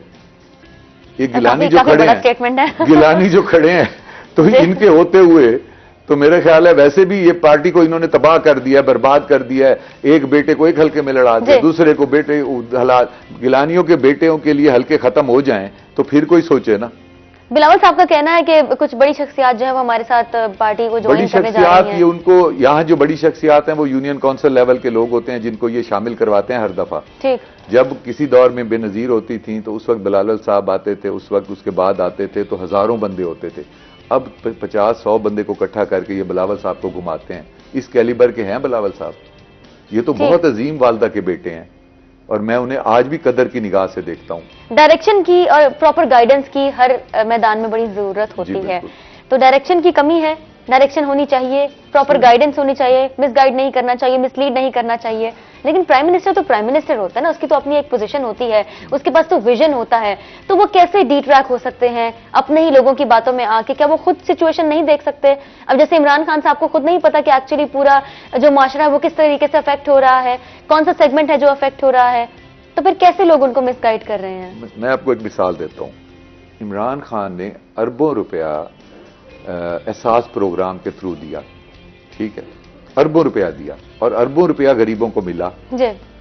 अब जो लोग सर्वे कर रहे हैं, सर्वे यहां पे मौके पे जी, वो एनजीओज कर रही हैं, एनजीओ सर्वे कर रही हैं। अब जो एनजीओज के बच्चे जो सर्वे कर रहे हैं उनको वो एनजीओज तनख्वाहें नहीं देती, वो लोगों से पैसे लेके नाम लिख रहे हैं। ठीक। अब यहां इमरान खान का क्या कसूर है? This is the root cause, मैं यानी प्रॉब्लम यहां से मिसाल बता हो रहा रही हूं है। ना। अब यहां इमरान खान का क्या कसूर है कि इमरान खान ने तो अरबों रुपया थ्रू एहसास प्रोग्राम थ्रू उनको ऊपर से नीचे तक लोगों के शनाख्ती कार्डों पे दे रहा है। ठीक है। अब शनाख्ती कार्डों में लोग एंटर भी हो रहे हैं, लेकिन जो पैसे लेके एंटर कर रहे हैं वो सही लोगों को कर रहे हैं। जो सिस्टम नीचे से खराब जा रहा है उसमें इमरान खान का कसूर तो नहीं है, ठीक है, लेकिन नीचे जो करप्शन है, जो उनके साथ वाले वजीर बैठे हैं जो उन्हें डील कर रहे हैं, ये उनका फर्ज है ना कि इसको क्रिस्टल क्लियर बनाएं। अब एक वजीर उनके साथ बैठा है, ठीक है, उसके हल्के में कब्जे हो रहे हैं, वो उनको सपोर्ट कर रहा है और उनके साथ वो बैठा है, यानी कि वो पूरी असेंबली संभाल रहा है। बिल्कुल ठीक। यहां पे पर्चे हो रहे हैं, उनको सपोर्ट कर रहा है। यहां पे लॉलेसनेस हो रही है, उसको सपोर्ट कर रहा है। अब इसमें इमरान खान साहब का क्या कसूर है? ठीक है, हमारे पास लास्ट 1 मिनट है, कोई पैगाम देना चाहेंगे? सर, पैगाम ये मैं देना चाहूंगा कि एक सियासतदानों के लिए पैगाम है। ठीक है, बिल्कुल ठीक। अगर हमने रियासत मदीना बनाना है तो सबसे पहले सियासतदान खुद को ठीक करे। बिल्कुल सही सबसे पहले सियासतदान खुद को ठीक करे। कैसे ठीक करे? कि आपके हलके में कहीं भी गलत काम हो रहा है, कोई अफसर रिश्वत ले रहा है, कोई अफसर झूठा पर्चा कर रहा है, कोई अफसर झूठे इंतकाल कर रहा है, कोई अफसर गरीब के साथ जुल्म कर रहा है, उसको खिलाफ एक्शन करवाएं, ना कि अपने 5000 वोटों वालों के लेके डकैत छुड़वाएं। सही। 5000 वोटों वालों के झूठे पर्चे करवाएं, बहुत शुक्रिया, कब्जे करवाएं। अगर हम ठीक हो गए ना तो फिर ये अफसर हमसे डर के गलत काम नहीं करेंगे। अगर हम उनका पार्ट एंड पार्सल बन गए तो वो 10 गलत काम करेंगे, और फिर इवेंचुअली पूरी सोसाइटी ठीक हो जाएगी। इसलिए हमें ठीक होना जरूरी है सियासतदानों को। बिल्कुल सही। वकास हाशिम साहब, क्या पैगाम देना चाहेंगे? जी, मैं ये पैगाम देना चाहूँगा कि पल्सेस को, दालों को अपना डेली मतलब जो रोज़ाना का खाना है उसका हिस्सा बनाएं लाजमी तौर पे, और जो लोग वेजिटेरियन हैं वो खास तौर पे, और जो नॉन वेजिटेरियन है वो भी पल्सेस ज़रूर इस्तेमाल करें। ठीक है, बहुत शुक्रिया वकास हाशिम साहब, आपने हमें ज्वाइन किया और बहुत इंपॉर्टेंट चीज़ों से हमें आगाह किया। मधुसन डेर साहब, आपका बहुत शुक्रिया। उम्मीद करते हैं आपका टाइम यहाँ अच्छा गुजरा होगा, जैसे कि हमारा आपके साथ टाइम बहुत अच्छा गुजरा। इसी के साथ चलते हैं, बढ़ते हैं अपने अगले सेगमेंट की जानिब, देखते हैं हमारे साथ कौन सी पर्सनालिटीज मौजूद हैं, कौन से मेहमान हैं जो हमें ज्वाइन करने जा रहे हैं नेक्स्ट सेगमेंट में। इसके जानिब बढ़ते हैं, लेकिन एक छोटे से ब्रेक के बाद कहीं मत जाइएगा, हमारे साथ रहिएगा। वेलकम बैक, आप देख रहे हैं रोही एट 10। ब्रेक के बाद हम आ चुके हैं वापस प्रोग्राम में। एक दफा फिर से आपको खुशामदीद कहते हैं। सेगमेंट में हमारे साथ कौन मौजूद है, तारुफ की जानिब बढ़ते हैं। हमारे साथ हमारी पहली मेहमान मौजूद है, हमारी बहुत ही शानदार रिपोर्टर अलिशबा आसिफ। अस्सलाम वालेकुम, वेलकम टू द शो। कैसी हैं आप? वालेकुम सलाम, ठीक हूँ, आप कैसी हैं? मैं बिल्कुल ठीक हूँ, बहुत प्यारी लग रही है माशाल्लाह। Same to you. अच्छा अलिशबा, सबसे पहले तो मुझे अभी के अभी आपसे ये जानना है कि एक रिपोर्टर का दिन कैसा होता है? एक रिपोर्टर का दिन बहुत हेक्टिक होता है। बहुत हेक्टिक होता है, आई न्यू इट। वो सुबह रात से ही अपने माइंड में एक प्लान बना लेता है कि मैंने सुबह 9 के बुलेटिन में ये करना है, 12 में ये करना है, 3 में ये करना है, 7 में ये करना है, और जब सुबह आता है उसको उसी प्लान के मुताबिक चलना होता है। पर हेक्टिक के साथ साथ एक रिपोर्टर का दिन बहुत मजे का भी होता है, क्योंकि उसको डिफरेंट चीजें करने को मिलती हैं, ना कि सिर्फ एक चीज ही करनी है। उसने हर जगह जाना है, हर चीज, हर फील्ड को समझना है। और एक रिपोर्टर, आई थिंक सो, वो ना कि सिर्फ एक फील्ड, सारी फील्ड्स को जानता और समझता होता है, और उसको सोशलाइजेशन आती है। चलें, दैट्स वेरी गुड। आपका ओवरऑल इंटरेक्शन कैसा रहा, एक्सपीरियंस कैसा रहा, कितना एक्सपोजर गेन किया, इस हवाले से हम बात करेंगे। हमें हमारे साथ जो दूसरे गेस्ट हैं जिन्होंने ज्वाइन किया है उनकी जानिब बढ़ते हैं। बिलाल खानी, member of cantonment board Multan. अस्सलाम वालेकुम, कैसे हैं आप? वालेकुम सलाम, अल्लाह का बहुत शुक्र है, अल्हम्दुलिल्लाह, thank you very much. Welcome to the show once again. सबसे पहले तो मुझे ये बताइएगा कि how is life? Life is beautiful अल्हम्दुलिल्लाह, फुल ऑफ कलर्स। जिस तरह मैडम अलिशबा ने कहा कि एक सोशल, तो जब से इलेक्शन में हिस्सा लिया है और मेंबर कैंट बोर्ड बना हूं, तो लाइफ एक सोशल हो गई है। Very good. और इस तरफ काफी बढ़ गया है, क्योंकि हल्के के लोग और इलाके के लोग जो हैं वो, उनके साथ इन्फ्लुएंस, मिलना जुलना, डेली इंटरेक्शन होता है। तो इस डेली इंटरेक्शन को आप एंजॉय करते हैं या आपके लिए ये ज्यादा हेक्टिक होता है? नहीं, ये एंजॉयबल भी है, और इससे मुझे मेरी जिम्मेदारी का एहसास भी होता है, और अपने काम के ऊपर तवज्जो, और इसमें शुगर भी है, मोहब्बत भी है, लोगों के साथ प्यार भी है, और बहुत सारी चीजें जो है वो सीखने को मिल रही हैं। चलें, ये बड़ी अच्छी बात है। अलिशबा, सिर्फ रोज इंसान कुछ ना कुछ सीखता है, हर दिन कुछ नया सीखता है। आपके लिए आपका दिन कितना हेक्टिक और कितना इंटरेस्टिंग होता है? मेरे लिए एक चीज़ बहुत इंटरेस्टिंग होती है, क्योंकि मैं एजुकेशन की बीट करती हूँ और सबसे ज़्यादा स्कूल एजुकेशन को फोकस करती हूँ। तो डेली स्कूल में जाती हूँ, तो जब आप अपने से छोटे बच्चे से कुछ सीखते हो, या छोटे इंसान से उम्र में जो काम होता है सीखते हो, उसका मज़ा कुछ और होता है। उसकी नेचर देखना, वो किस तरह, किस चीज़ में बिहेव कैसे कर रहा है, और जो कॉम्पिटिशन्स होते हैं मुख्तलिफ स्कूल में। तो अब तो ऐसा हो गया कि मुल्तान के स्कूल के बच्चे मुझे जानते हैं, और अगर मैं किसी स्कूल में थोड़े दिन बाद जाऊं तो कहते हैं आप आई नहीं हैं। इतनी लेट क्यों आई हैं? मतलब एक अच्छी सी अटैचमेंट हो गई है, बॉन्डिंग हो गई है बच्चों के साथ। वैसे ही मुझे काम करने में बहुत मजा आता है, और फिर मैं जाती रोज बच्चों के पास हूँ, तो बहुत मजा आता है सवाल। ठीक है अलिशबा, कैंट के एरिया को तो आप जानते ही हैं, बिकॉज आप ज्यादा देख रही हैं उस एरिया को, इलाका आपने ज्यादा देखा है। तो मुझे बताइएगा, आप खुद वहीं पर रहती हैं, तो क्या इश्यूज है, मेजर इश्यूज आप क्या समझती हैं जहां करेक्शन की जरूरत है? अभी मेरे ख्याल से तो रेडियो पाकिस्तान के सामने कोई आई थिंक पाइपलाइन डल रही है, जिसकी वजह से बहुत बड़ा वो इशू बना हुआ है। ट्रैफिक के लिए डेली आना जाना बहुत मुश्किल हो जाता है, और दूसरा ये कि इतनी धूल मिट्टी है। तो मेरे ख्याल से सबसे बड़ा इशू फिलहाल कैंट का यही है, लाल कुर्ती जिसे हम कहें जी, उसका सबसे बड़ा इशू यही है, क्योंकि ना सिर्फ ट्रैफिक आने जाने वाले लोग परेशान हो रहे हैं, वो धूल मिट्टी से अलग बीमारियां फैल रही हैं, क्योंकि ऐसा मौसम भी है। तो वो एक अजीब सी फिजा बनी हुई है इस एरिया की, तो खास तौर पर। ठीक है, यहाँ पर अभी एक मेजर इशू है जिसको ठीक होने की जरूरत है, जल्द से जल्द पाइपलाइन डल रही है। ठीक है, क्या कहना चाहेंगे बिलाल खानी साहब? इसके ऊपर मैं ये कहना चाहूंगा कि जो इन्होंने बताया इशू, ये वाकई एक बहुत पुराना इशू था, लेकिन पिछले एक हफ्ते से इसके ऊपर काम हो रहा है। बहुत अच्छी बात है। इन्होंने देखा होगा कि रोड वगैरह भी वहाँ का बंद है, कुछ चल रहा है कुछ बंद है, तो इसके ऊपर जो है वो काम हो रहा है, और इंशाल्लाह 15 दिन के अंदर हमारा ये जो प्रोजेक्ट है ये मुकम्मल हो जाएगा इंशाल्लाह। जो हमारे सीईओ हैं चौधरी बाबर, उन्होंने भी इसके ऊपर इंस्ट्रक्शंस दिए हैं कि इसको फौरी तौर के ऊपर बहाल किया जाए। तो ये शिकायत तो इंशाल्लाह हम इनकी सबसे पहले दूर करेंगे। ऑब्वियसली जब काम शुरू होता है तो मुख्तलिफ चीजें कॉम्प्लिकेशन ऐड हो ही जाती हैं, जिनको डील करना होता है, और काम हो रहा है तो ये सिचुएशन तो देखने में मिलेगी। बिल्कुल ऐसे। ठीक है, वैसे आपका आबाई इलाका कौन सा है? हमारा जो पीछे गाँव है वो है कलर कहार चकवाल। ठीक। तो 1975 में 76 में मेरे दादाबू की मुल्तान पोस्टिंग हुई, तो वो फिर हम यहीं सेटल हो गए, और तब से हम यहाँ मुल्तान में ही जो है वो सेटल हैं। तो यहाँ तक आना कैसा रहा, कैसे हुआ, कैसे मुमकिन हुआ, कितनी कोशिश की, कितना स्ट्रगल किया? ये एक काफी लंबी हिस्ट्री है मेरे, तो हम शॉर्ट कर देते हैं इसको थोड़ा शॉर्ट। इसमें मैं इसको इस तरह बताऊंगा कि जो मेरे दादाबू थे, हम एक बेसिकली बहुत गरीब फैमिली से हमारा रिलेशन था, और बड़ा वो एक सिंपल पुलिस में जो है वो सिपाही थे। तो अल्लाह गफूर रहीम ने बड़ी इज्जत बख्शी। फिर उसके बाद हम जब यहाँ शिफ्ट हुए तो वो यहीं रिटायर हो गए पोस्टिंग के बाद, तो उन्होंने यहीं पर शिफ्ट करना मुनासिब समझा, क्योंकि मुल्तान शुरू से एक बड़ा पीसफुल और एक बड़ा अच्छा एरिया है, और सिटी ऑफ सेंट्स तो आपको पता है कि ये शुरू से ही मशहूर है, बहुत पुराना, बड़े बड़े बुजुर्ग इधर हैं। तो मेरे वालिद साहब, मेरे दादाबू और मेरे चाचू, इन तीनों ने बहुत मेहनत की है। हम इस तरह आप देख लें कि मेरे वालिद साहब की प्रिंस डिपार्टमेंटल स्टोर है हमारे कैंट में, एक हमारी शॉप है इंसाफ फैब्रिक्स, उससे आगे प्रिंस डिपार्टमेंटल स्टोर है।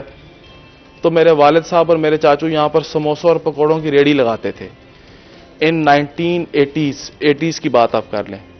उन्होंने मैट्रिक किया, मेरे चाचू ने ग्रेजुएशन की, तो समोसों और पकौड़ों की यहाँ पर वो रेडी लगाते थे और बजरी पर सोते थे, ना कोई घर था ना कोई दुकान थी।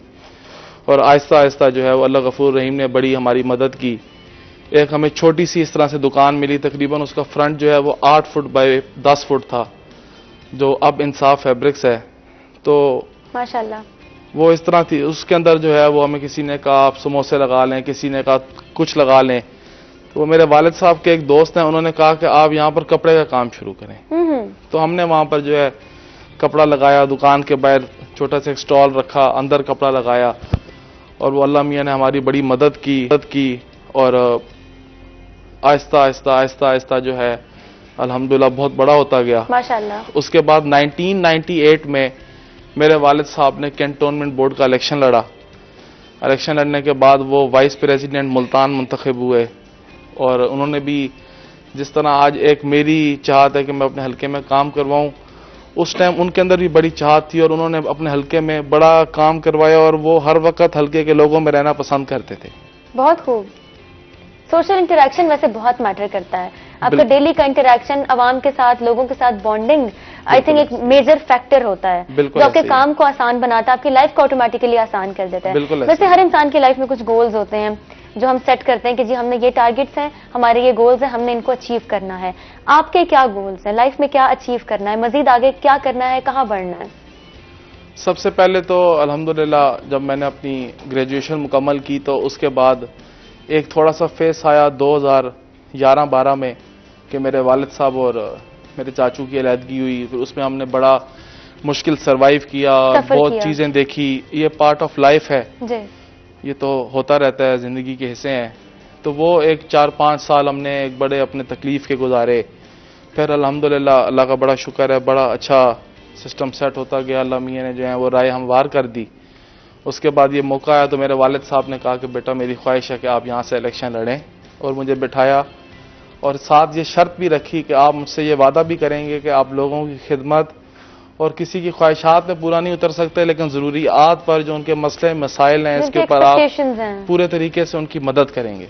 मैंने उनसे ये वादा किया और अल्हम्दुलिल्लाह इलेक्शन आता गया और इलेक्शन के साथ साथ जो है वो एक एक दिन हमने अपना दिन रात मेहनत की। मैंने, हमारे रिश्तेदारों ने, दोस्तों ने, चाहने वाले ने, सब ने जो है वो सपोर्ट किया और अल्हम्दुलिल्लाह मुल्तान कैंट में सबसे ज्यादा जो वोट हैं इस कैंटोनमेंट बोर्ड ने वो मैंने लिए। माशाल्लाह 1229 मेरे वोट थे। किसी भी कैंडिडेट के 1000 से प्लस वोट नहीं थे विनिंग कैंडिडेट्स में, और मेरे जो हैं वो 1229 वोट थे और अल्लाह ने बड़ी इज्जत बख्शी। सक्सेस स्टोरी है हमारे सामने। कैंटोनमेंट की बात कर रहे हैं तो रिसेंटली कितना काम हुआ है? इस टाइम काम हमारा अल्हम्दुलिल्लाह कुछ फेस चल रहे हैं काम के, क्योंकि जो हमारे CEO हैं चौधरी बाबर साहब और station commander president cantt board brigadier Rehan Mushtaq साहब, उन्होंने अल्हम्दुलिल्लाह उनको हमने सारे कैंट के मसाइल बताए। जो मेरे हल्के का कुछ सेवरेज के मसले थे, मेरे इसके अलावा मेरे हल्के में जो है वो आपको पता है गार्बेज पॉइंट्स हैं, गटर कवर्स हैं, इसके अलावा स्ट्रीट लाइट्स के इशू थे, कुछ हमारे 3-4 रोड्स बनने वाली हैं, उसके लिए मैंने उनको कहा और अल्हम्दुलिल्लाह मेरे 4 प्रोजेक्ट जो हैं वो मंजूर हो भी चुके हैं। बाकी इन द पाइपलाइन है, जैसे हमारे बोर्ड मीटिंग होगी तो वो भी इंशाल्लाह अप्रूव हो जाएंगे। इंशाल्लाह पूरी कोशिश है कि मिसाइल जितने हल हो सकें और जल्द से जल्द हो सकें, इसी में इज्जत है। ठीक है, इंशाल्लाह ऐसा ही होगा और हमारी दुआएं नेक तमन्नाएं आपके साथ हैं। अलिशा आसिफ, एजुकेशन सेक्टर की मुख्तलिफ खबरों को, मुख्तलिफ रिपोर्ट्स को आप कवर करती हैं, तो अभी तक कोरोना की क्या सिचुएशन करंटली? कोरोना की ये सिचुएशन है क्योंकि जब दोबारा केसेस रिपोर्ट स्टार्ट हुए होना तो उसके बाद ये फैसला किया एजुकेशन मिनिस्टर ने कि दोबारा से टेस्ट होंगे स्कूलों में कोरोना के। तो बच्चों के और टीचर्स के दोबारा से टेस्ट होना स्टार्ट हो गए और उसी के हवाले से एक स्कूल जो है अभी सील हुआ है रिसेंटली, समरा पब्लिक हाई स्कूल, जिसमें 6 बच्चे पॉजिटिव आए थे, कोरोना टेस्ट उनका पॉजिटिव आया था और 3 टीचर्स। तो स्कूल की पॉलिसी है अगर 8 से ज्यादा लोग जो होंगे पॉजिटिव होंगे वो स्कूल उसी वक्त सील हो जाएगा 10 दिन के लिए, और ये स्कूल सील हो गया है। अनफॉर्चुनेटली बच्चों के लिए अच्छा नहीं होता ये स्कूल बंद हो जाना, क्योंकि पिछले साल बहुत ज्यादा तालीम का नुकसान हुआ है, मगर बच्चों की सेहत अव्वलीन तरजीह है, इसलिए स्कूल सील कर दिया गया। इसके अलावा अगर कोरोना की सिचुएशन की बात की जाए तो जितना मुझे लगता है पर्सनली, जितना तालीमी इदारों में SOPs को फॉलो किया जाता है कहीं नहीं किया जाता। इस हवाले से मजीद बात करते हैं। हमारे साथ कॉलर मौजूद है यूसुफ मुल्तान से। अस्सलाम वालेकुम, कैसे हैं आप? वालेकुम सलाम, मैं बिल्कुल ठीक, आप ठीक हैं? ये बात रोई है जो महंगाई के बारे में और अच्छे गरीबों के बारे में जो रोई है, हम इसे इतना अप्रिशिएट करते हैं। और दूसरा ये जो खानी साहब है, ये इनके वालिद साहब ये पहले भी काउंसलर बने थे और हम नाम इनके हल्के के हैं, मेरे यूसुफ नाम है मेरा, और उसमें इतना पोटेंशियल था। जो पहले जो हमारे काउंसलर थे 3 करोड़ ने अभी दे नहीं पता था, भाई लास्ट का नहीं पता था, ये बिलाल खानी साहब क्वालिफाइड बंदे हैं और अभी से काम इन्होंने अभी बने ही है और काम शुरू करा दिया है। तो मैं इनसे रेफरेंस करूंगा। सबसे बड़ा मसला ये प्राइस कंट्रोल का, इसलिए कि यहाँ पे हर चीज का वजन कम है, गोश्त में पानी डाला जाता है और सबसे मेन मसला जो है ना महंगाई कैसे शुरू होती है। और दूसरे इससे में रेफरेंस हो गए दूसरे इलाके वाले, और ये बच्चे जो है ना इसमें हमें उम्मीदों की किरण नजर आ रही है। ये खानदानी बच्चा है, इसके बाद में बड़ी मेहनत की, हमने देखा थोड़े से काम से शुरू किया और इसमें और बड़ी तरक्की की। बहुत शुक्रिया, बहुत शुक्रिया यूसुफ मुल्तान से हमारे साथ मौजूद थे। क्या कहना चाहेंगे बिलाल खानी? इन्होंने प्राइस कंट्रोल, एक तो बहुत शुक्रिया इनका, थैंक यू वेरी मच, इन्होंने बड़ा अच्छा हमारे बारे में कहा। दूसरे नंबर के ऊपर इन्होंने प्राइस कंट्रोल कमेटी का कहा है, तो प्राइस कंट्रोल हमारी कैंटोनमेंट बोर्ड में बाय लॉस के मुताबिक जो है वो कमेटीज तश्कील दी जा रही हैं। ठीक, 4 से 5 कमेटीज जो हैं वो अब बन चुकी हैं। ठीक है, ऑप्शन कमेटी है, रेंट एनहांसमेंट कमेटी है, बाजार कमेटी है, अमन कमेटी है। तो जहां तक प्राइस कंट्रोल कमेटी की है बात है, इंशाल्लाह मैं जो है वो इनसे वादा करता हूं कि हम अगले 15 दिन में प्राइस कंट्रोल कमेटी को तश्कील इंशाल्लाह दे देंगे इंशाल्लाह, और प्राइस कंट्रोल के हवाले से काम शुरू हो जाएगा। बिल्कुल शुरू हो जाएगा। हम CEO साहब को रिक्वेस्ट करेंगे और कमांडर को कि सबसे पहले प्राइस कंट्रोल कमेटी को तरजीह दी जाए इंशाल्लाह। ठीक है, इस हवाले से मजीद बात करते हैं। अलिशा आसिफ हमारे साथ मौजूद हैं, एजुकेशन सेक्टर की मुख्तलिफ खबरों को कवर करती हैं। बात हो रही थी कोविड की, कोविड-19 की, और करंट सिचुएशन क्या है स्कूल्स की, कितने बच्चे जो है वो पॉजिटिव हैं, कोविड पॉजिटिव है। अलिशा, इस हवाले से आप बता रही थी यानी स्कूल जो है वो एक सील हो चुका है एक सील हो चुका है। अभी भी टेस्ट जारी है मुख्तलिफ स्कूल में, क्योंकि अगर बात की जाए मुल्तान डिस्ट्रिक्ट की तो 1000 से ज्यादा स्कूल हैं इधर, तो वो वक्फे से टेस्ट होने का सिलसिला जारी है। मगर सबसे अच्छी बात यह है कि मैंने आपको पहले भी बताया कि एसओपी सबसे ज्यादा तालीमी इदारों में फॉलो हो रहे होते हैं। अभी भी अगर आप किसी क्लासरूम में चली जाएंगी तो उधर आपको जैसे पहले 50-60 स्टूडेंट्स एक क्लास में होते थे, ऐसे नहीं मिलेंगे। एक क्लास में सिर्फ 25 स्टूडेंट्स मिलेंगे। एक डेस्क पे, अगर बड़ा डेस्क है तो एक लेफ्ट पे होगा, एक राइट पे होगा, बीच में बच्चा नहीं होगा। और अगर छोटा डेस्क है तो एक डेस्क पे एक ही बच्चा बैठेगा। और ये हमारे गवर्नमेंट जो स्कूल है उनके लिए बहुत बड़ा चैलेंज है ये, बिल्कुल, जो कि वो अचीव कर रहे हैं। और अगर बात की जाए, हम कहते हैं आजकल अपने बच्चों को हमने पढ़ाना है प्राइवेट स्कूल में, अगर प्राइवेट स्कूल में नहीं पढ़ाएंगे तो बच्चा अच्छा नहीं पढ़ेगा। मगर मैं कहती हूँ कि अगर गवर्नमेंट स्कूल में भी अगर आपका बच्चा जा रहा है, क्योंकि अब टीचर्स बहुत क्वालिफाई आ गए हैं, तो आपको जरूरत नहीं है अपने इतने पैसे देकर एक स्टैंडर्ड मेंटेन करने की कि ये बच्चा प्राइवेट स्कूल का है और ये बच्चा निजी स्कूल का है। सबसे अच्छा काम ये हुआ है यकसा निसाब कर दिया है। जो आपको पढ़ाएंगे गवर्नमेंट स्कूल में, ये कंपलसरी है कि वो ही बच्चा एग्जाम देगा प्राइवेट स्कूल वाला भी। अब दोनों हमारे यहाँ इक्वल हो गए हैं। और इस पे इम्प्लीमेंट करवाने के लिए जो मुल्तान के डीओज हैं, डिप्टी डीओज हैं, जिनके अंडर स्कूल्स आते हैं अपने अपने इलाके के, वो उधर विजिट करते हैं, बाकायदा देखा जाता है आया वो बुक्स पढ़ाई जा रही हैं या नहीं। और अगर जिस स्कूल में वो बुक्स नहीं पढ़ाई जा रही होती, जैसे बड़े बड़े हमारे स्कूल्स हैं, उनमें वो कहते हैं हम अपने सिलेबस पढ़ाएंगे, अपनी बुक्स पढ़ाएंगे, बच्चों की इंग्लिश अच्छी करनी है, क्योंकि हमारे मिनिस्टर ने कहा है कि नहीं, अगर हम बच्चों को एक्स्ट्रा भी पढ़ाएंगे तो बच्चे क्या करेंगे, बच्चे तो पढ़ते रह जाएंगे। हम ये वाला सिलेबस भी फॉलो करेंगे, ये वाला सिलेबस भी फॉलो करेंगे, तो बच्चों को हमने वही सिलेबस पढ़ाना है। तो मेरे नजदीक ये बहुत अच्छी बात है कि कोई कंपैरिजन नहीं रह गया।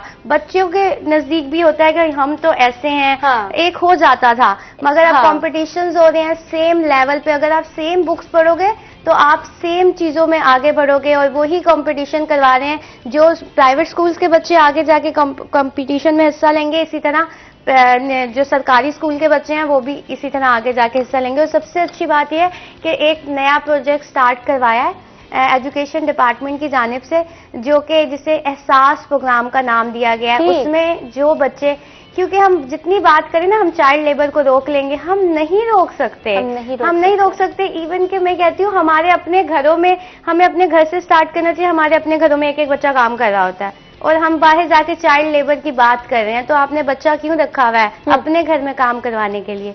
तो वो बेसिकली एहसास प्रोग्राम का मकसद ये था कि वो बच्चे जो दुकानों पे काम करते हैं, जिनके वालिदैन नहीं होते और जिनको जरूरत है पैसों की, जैसे वर्कशॉप वगैरह पे काम कर रहे हैं, क्योंकि हम ये बिल्कुल बैन नहीं कर सकते, तो उन्होंने ये किया कि वो वर्कशॉप पे गए, एक टीम बनाई बाकायदा टीचर्स की, वो वर्कशॉप पे जाके उन बच्चों को लेकर आए, उनसे वादा किया, उनके जो मालिक थे उनसे वादा किया कि ये बच्चे आएंगे वापस। तो वो सुबह 8 बजे से लेकर 10 बजे तक स्पेशल उनकी क्लास होती है मुल्तान के 4 स्कूल्स में। ये बहुत अच्छी बात है कि उन बच्चों को ढूंढा गया और वो पढ़ रहे हैं। बिल्कुल ठीक। हमारे साथ कॉलर मौजूद हैं, हाफिज उसामा। अस्सलाम वालेकुम, कैसे हैं आप? वालेकुम अस्सलाम। अल्हम्दुलिल्लाह, बिलाल साहब को देख के बहुत अच्छा लग रहा है। अल्हम्दुलिल्लाह, बिलाल खानी साहब हल्के में बहुत काम कर रहे हैं, तो दुआ करते हैं कि अल्लाह ताला आगे भी ऐसे ही इनको तौफीक दे, आवाम की खिदमत करते रहें। सीवरेज के पाइपलाइन बिछवा रहे हैं और कनक मंडी में अल्हम्दुलिल्लाह बिलाल साहब जो हैं बहुत जबरदस्त काम करवा रहे हैं। तो जो 100 रुपये वाला टैक्स था बिलाल साहब, आपका शुक्रिया, आपकी मेहरबानी। जो 250 वाला टैक्स था वो आपने 100 रुपये करवा दिया है। तो हम दुआ करते हैं कि आगे भी ऐसे ही आप हमारी खिदमत करते रहें इंशाल्लाह। इंशाल्लाह। बहुत शुक्रिया हाफिज साहब, आपका बहुत शुक्रिया प्रोग्राम में शामिल होने का। बात करते हैं कि जब से नए मेंबर्स आए हैं आप क्या चेंजेस देख रहे हैं, कोई तब्दीली देख रहे हैं? सबसे पहले इसमें जो है ना वो ये है कि एक जमहूरियत बहाल हो गई है।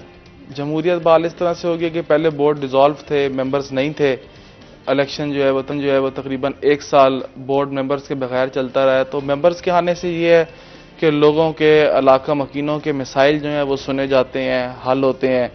दफ्तर के लोग भी कोऑपरेट करते हैं, लेकिन जब तक एक सिविल नुमाइंदा मेंबर ना हो, उनके बीच में एक ब्रिज का करैक्टर जो रोल प्ले करता है, उसके बगैर लोगों के काम होना जो है ना वो नामुमकिन तो नहीं है, लेकिन उनको तकलीफ होती है, मुश्किल का सामना होता है। तो मेंबर्स अल्हम्दुलिल्लाह जब से आए हैं उनके हलकों के लोगों के काम जल्द हो रहे हैं और लोग बहुत खुश हैं। चलें, ये तो अच्छी बात है कि लोग खुश हैं, बिकॉज करंट चैलेंज ये है कि आवाम को सेटिस्फाइड रखना, आवाम को राजी रखना, आवाम को खुश रखना। अलिशबा आसिफ की जानिब वापस बढ़ते हैं। स्कूल्स में स्पोर्ट्स का जो एक सिस्टम है उस हवाले से बात करते हैं कि कोई अच्छी चीज देखने में आई है, कोई नया सिस्टम में कोई तब्दीली स्पोर्ट्स के हवाले से? आपको पता है हॉकी हमारा कौमी खेल है जी, मगर हम उसे भूल गए थे। इतना फॉर ग्रांटेड लेते हैं कि हमें नजर ही नहीं आता। बहुत ज्यादा फॉर ग्रांटेड लेते हैं। तो सबसे बड़ा इनिशिएटिव मेरे ख्याल से ये है कि अभी हॉकी लीग हुई थी। यस, बच्चों को हॉकी पकड़नी नहीं आती थी क्योंकि हमारे बच्चे सिर्फ बैडमिंटन खेलना चाहते हैं या क्रिकेट, बस उसके अलावा कोई उनको गेम नहीं आती। तो बाकायदा फिर उनको सिखाया गया। स्पोर्ट्स टीचर को, जो स्पोर्ट्स टीचर स्कूल में यूं ही काम कर रहे हैं, उनको सैलरीज मिल रही थी जी, सरकारी खाते पे वो लग गए हैं, पेपर पास कर लिया, पर स्कूल में स्पोर्ट्स होते ही नहीं थे। तो उनका कोई काम ही नहीं था। कोई काम ही नहीं था, वो इधर से फिर रहे हैं उधर से फिर रहे हैं। तो एक होता है अगर गवर्नमेंट आपको पैसे दे रही है या डिपार्टमेंट आपको पैसे दे रहा है तो एक स्कूल सरबराह की भी बहुत बड़ी जिम्मेदारी होती है कि उस बंदे से काम लिया जाए। Exactly. और बच्चों को सिर्फ पढ़ाना नहीं है, उनको खेलों की सरगर्मियों में भी आगे करना है। तो अब जिस बच्चे को हॉकी ही नहीं पकड़नी आती उसको क्या पता होगा यार ये हमारा कौमी खेल है। अब वो बच्चे आज भी आप किसी से जाके पूछ ले, छोटे बच्चों को लगता है कि क्रिकेट हमारा कौमी खेल है। एग्जैक्टली ऐसा ही है। गॉड से क्रिकेट हमारा कौमी खेल नहीं है। आप बच्चों को बताएं, अपने कौमी खेल के बारे में सिखाएं। जिस चीज को इम्पोर्टेंस देंगे ना, जिस चीज को ज्यादा हाईलाइट करेंगे, लोग समझेंगे कि बस, आवाम समझेगी कि बस वही सब कुछ है, वही टॉप प्रायोरिटी है। तो हमने कहीं ना कहीं खुद भी बहुत जगह मिस्टेक्स कमिट की हैं। नो डाउट क्रिकेट की बहुत हाइप है, लोग देखते हैं, लोग क्रेजी है क्रिकेट के पीछे, बहुत शौक से खेलते हैं, शौक से देखते हैं, there is nothing wrong in it. लेकिन जो एक्चुअली एक हकीकत है कि हॉकी हमारा कौमी खेल है, आई थिंक हमें वहां भी तवज्जो देनी चाहिए। तो इस साल ऐसा हुआ है और बच्चे जो है उनको बाकायदा सिखाया गया है, उनको हॉकी किट्स प्रोवाइड की गई थी। तो अब आप अगर स्कूल में जाके देखें तो बच्चे, उन्होंने कंपल्सरी कर दिया कि हर फ्राइडे जो स्पोर्ट्स टीचर हैं वो जो सैलरी ले रहे हैं उनको एक ना एक गेम तो जरूर करवानी है। हर फ्राइडे कंपटीशन होना है। तो ये बहुत अच्छी बात है कि बच्चों को आप सिर्फ अगर बुक्स दे देंगे ना, बच्चा कहीं क्या मैं सारा दिन बोरिंग हो जाएगी, उसको पढ़ाई में भी इंटरेस्ट नहीं रहेगा। उसे किस तरह नए तरीकों से पढ़ाना है। अब जो हमारा यकसा निसाब आया उसमें सबसे अच्छी बात यह है कि हम जो बच्चा जो क्रैमिंग करता है, काफी बच्चे होते हैं जो सिर्फ क्रैमिंग करते हैं, उन्हें नहीं पता होता कॉन्सेप्ट क्या है चीजों का, बुक्स इस टॉपिक का कॉन्सेप्ट क्या है उन्हें पता ही नहीं होता। आप उनसे डेफिनेशन पूछेंगे वो आपको ऐसे सुनाएंगे जैसे परफेक्ट, और उनको पता उसका मतलब। बहुत अच्छी बात है, बहुत अच्छी बात है। अलिशबा, बात को जारी रखते हैं, गुफ्तगू को जारी रखते हैं। हम चलते हैं अभी ब्रेक की जानिब, लेकिन आपने कहीं नहीं जाना, हमारे साथ रहिएगा।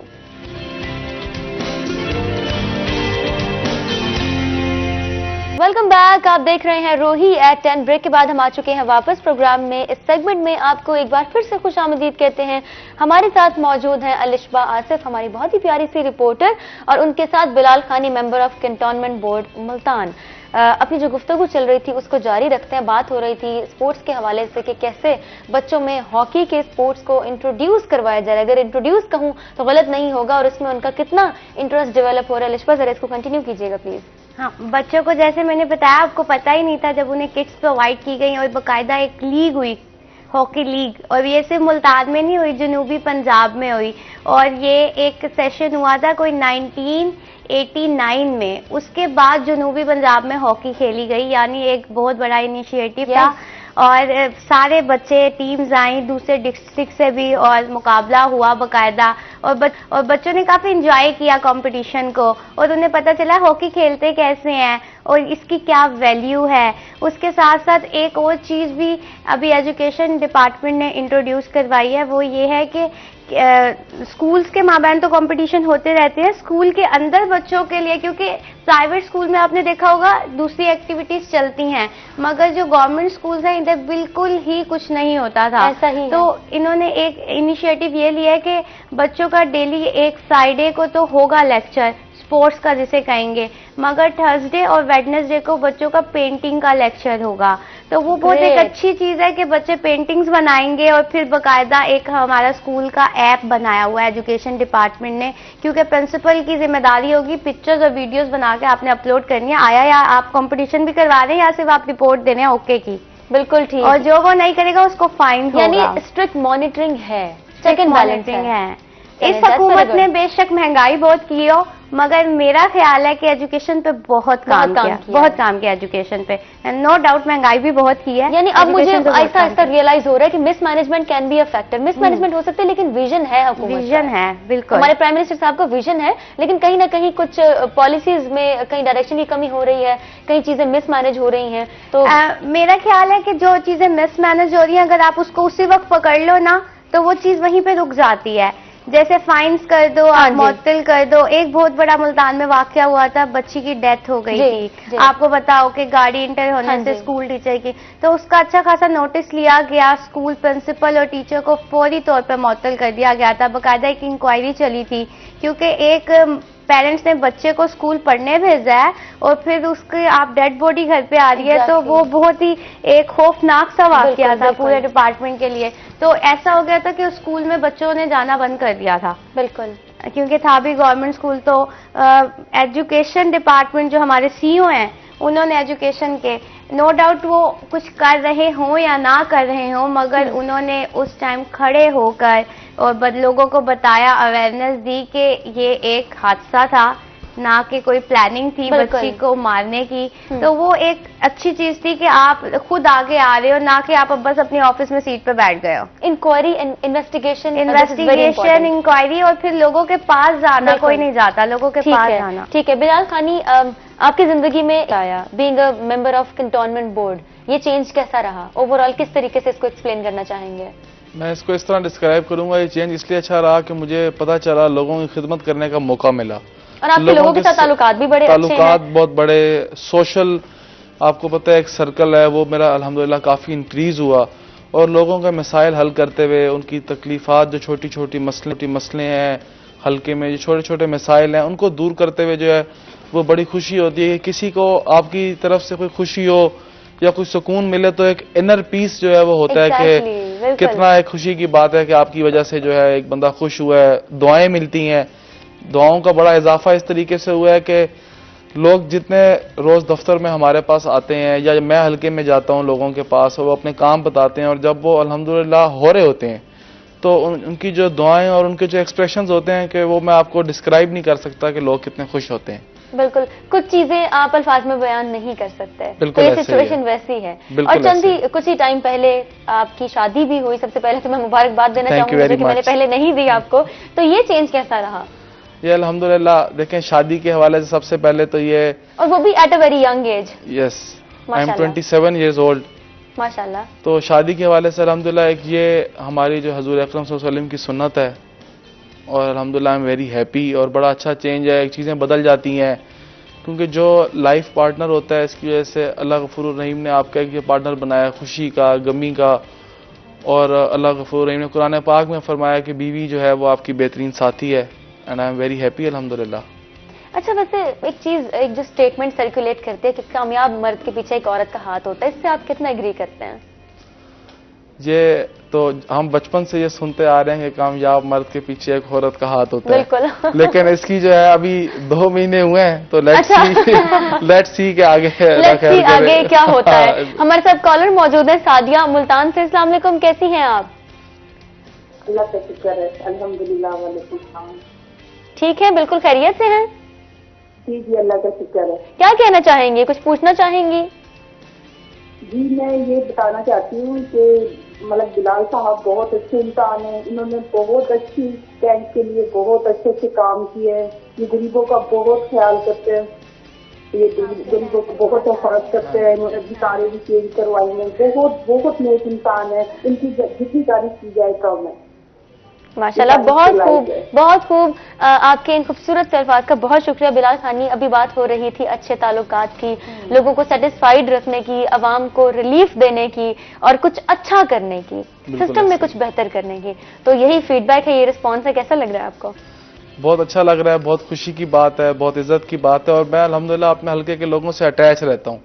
बहुत अच्छी बात। मैं जब इलेक्शन लड़ा और मेरे वालिद साहब जब मेरी कैंपेन शुरू करते थे, तो उनके पहले अल्फाज ये होते थे कि पहले आप लोगों का एक खादिम और एक ताबेदार था मलिक खानी, अब जो मेरा बेटा है वो भी इंशाल्लाह जिस तरह मैंने खिदमत की है इसी तरह वो भी आप लोगों की खिदमत करेगा।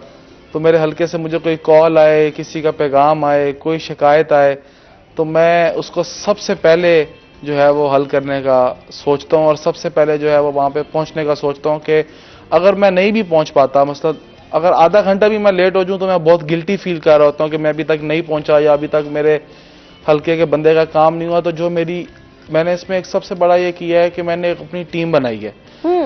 6 लोगों की मेरी टीम है जो मेरे हलके की हर चीज को लुक आफ्टर करते हैं, चाहे वो सफाई है, चाहे वो स्ट्रीट लाइट्स हैं, चाहे वो हलके के मैटर्स हैं, ऑफिशियल मैटर्स हैं।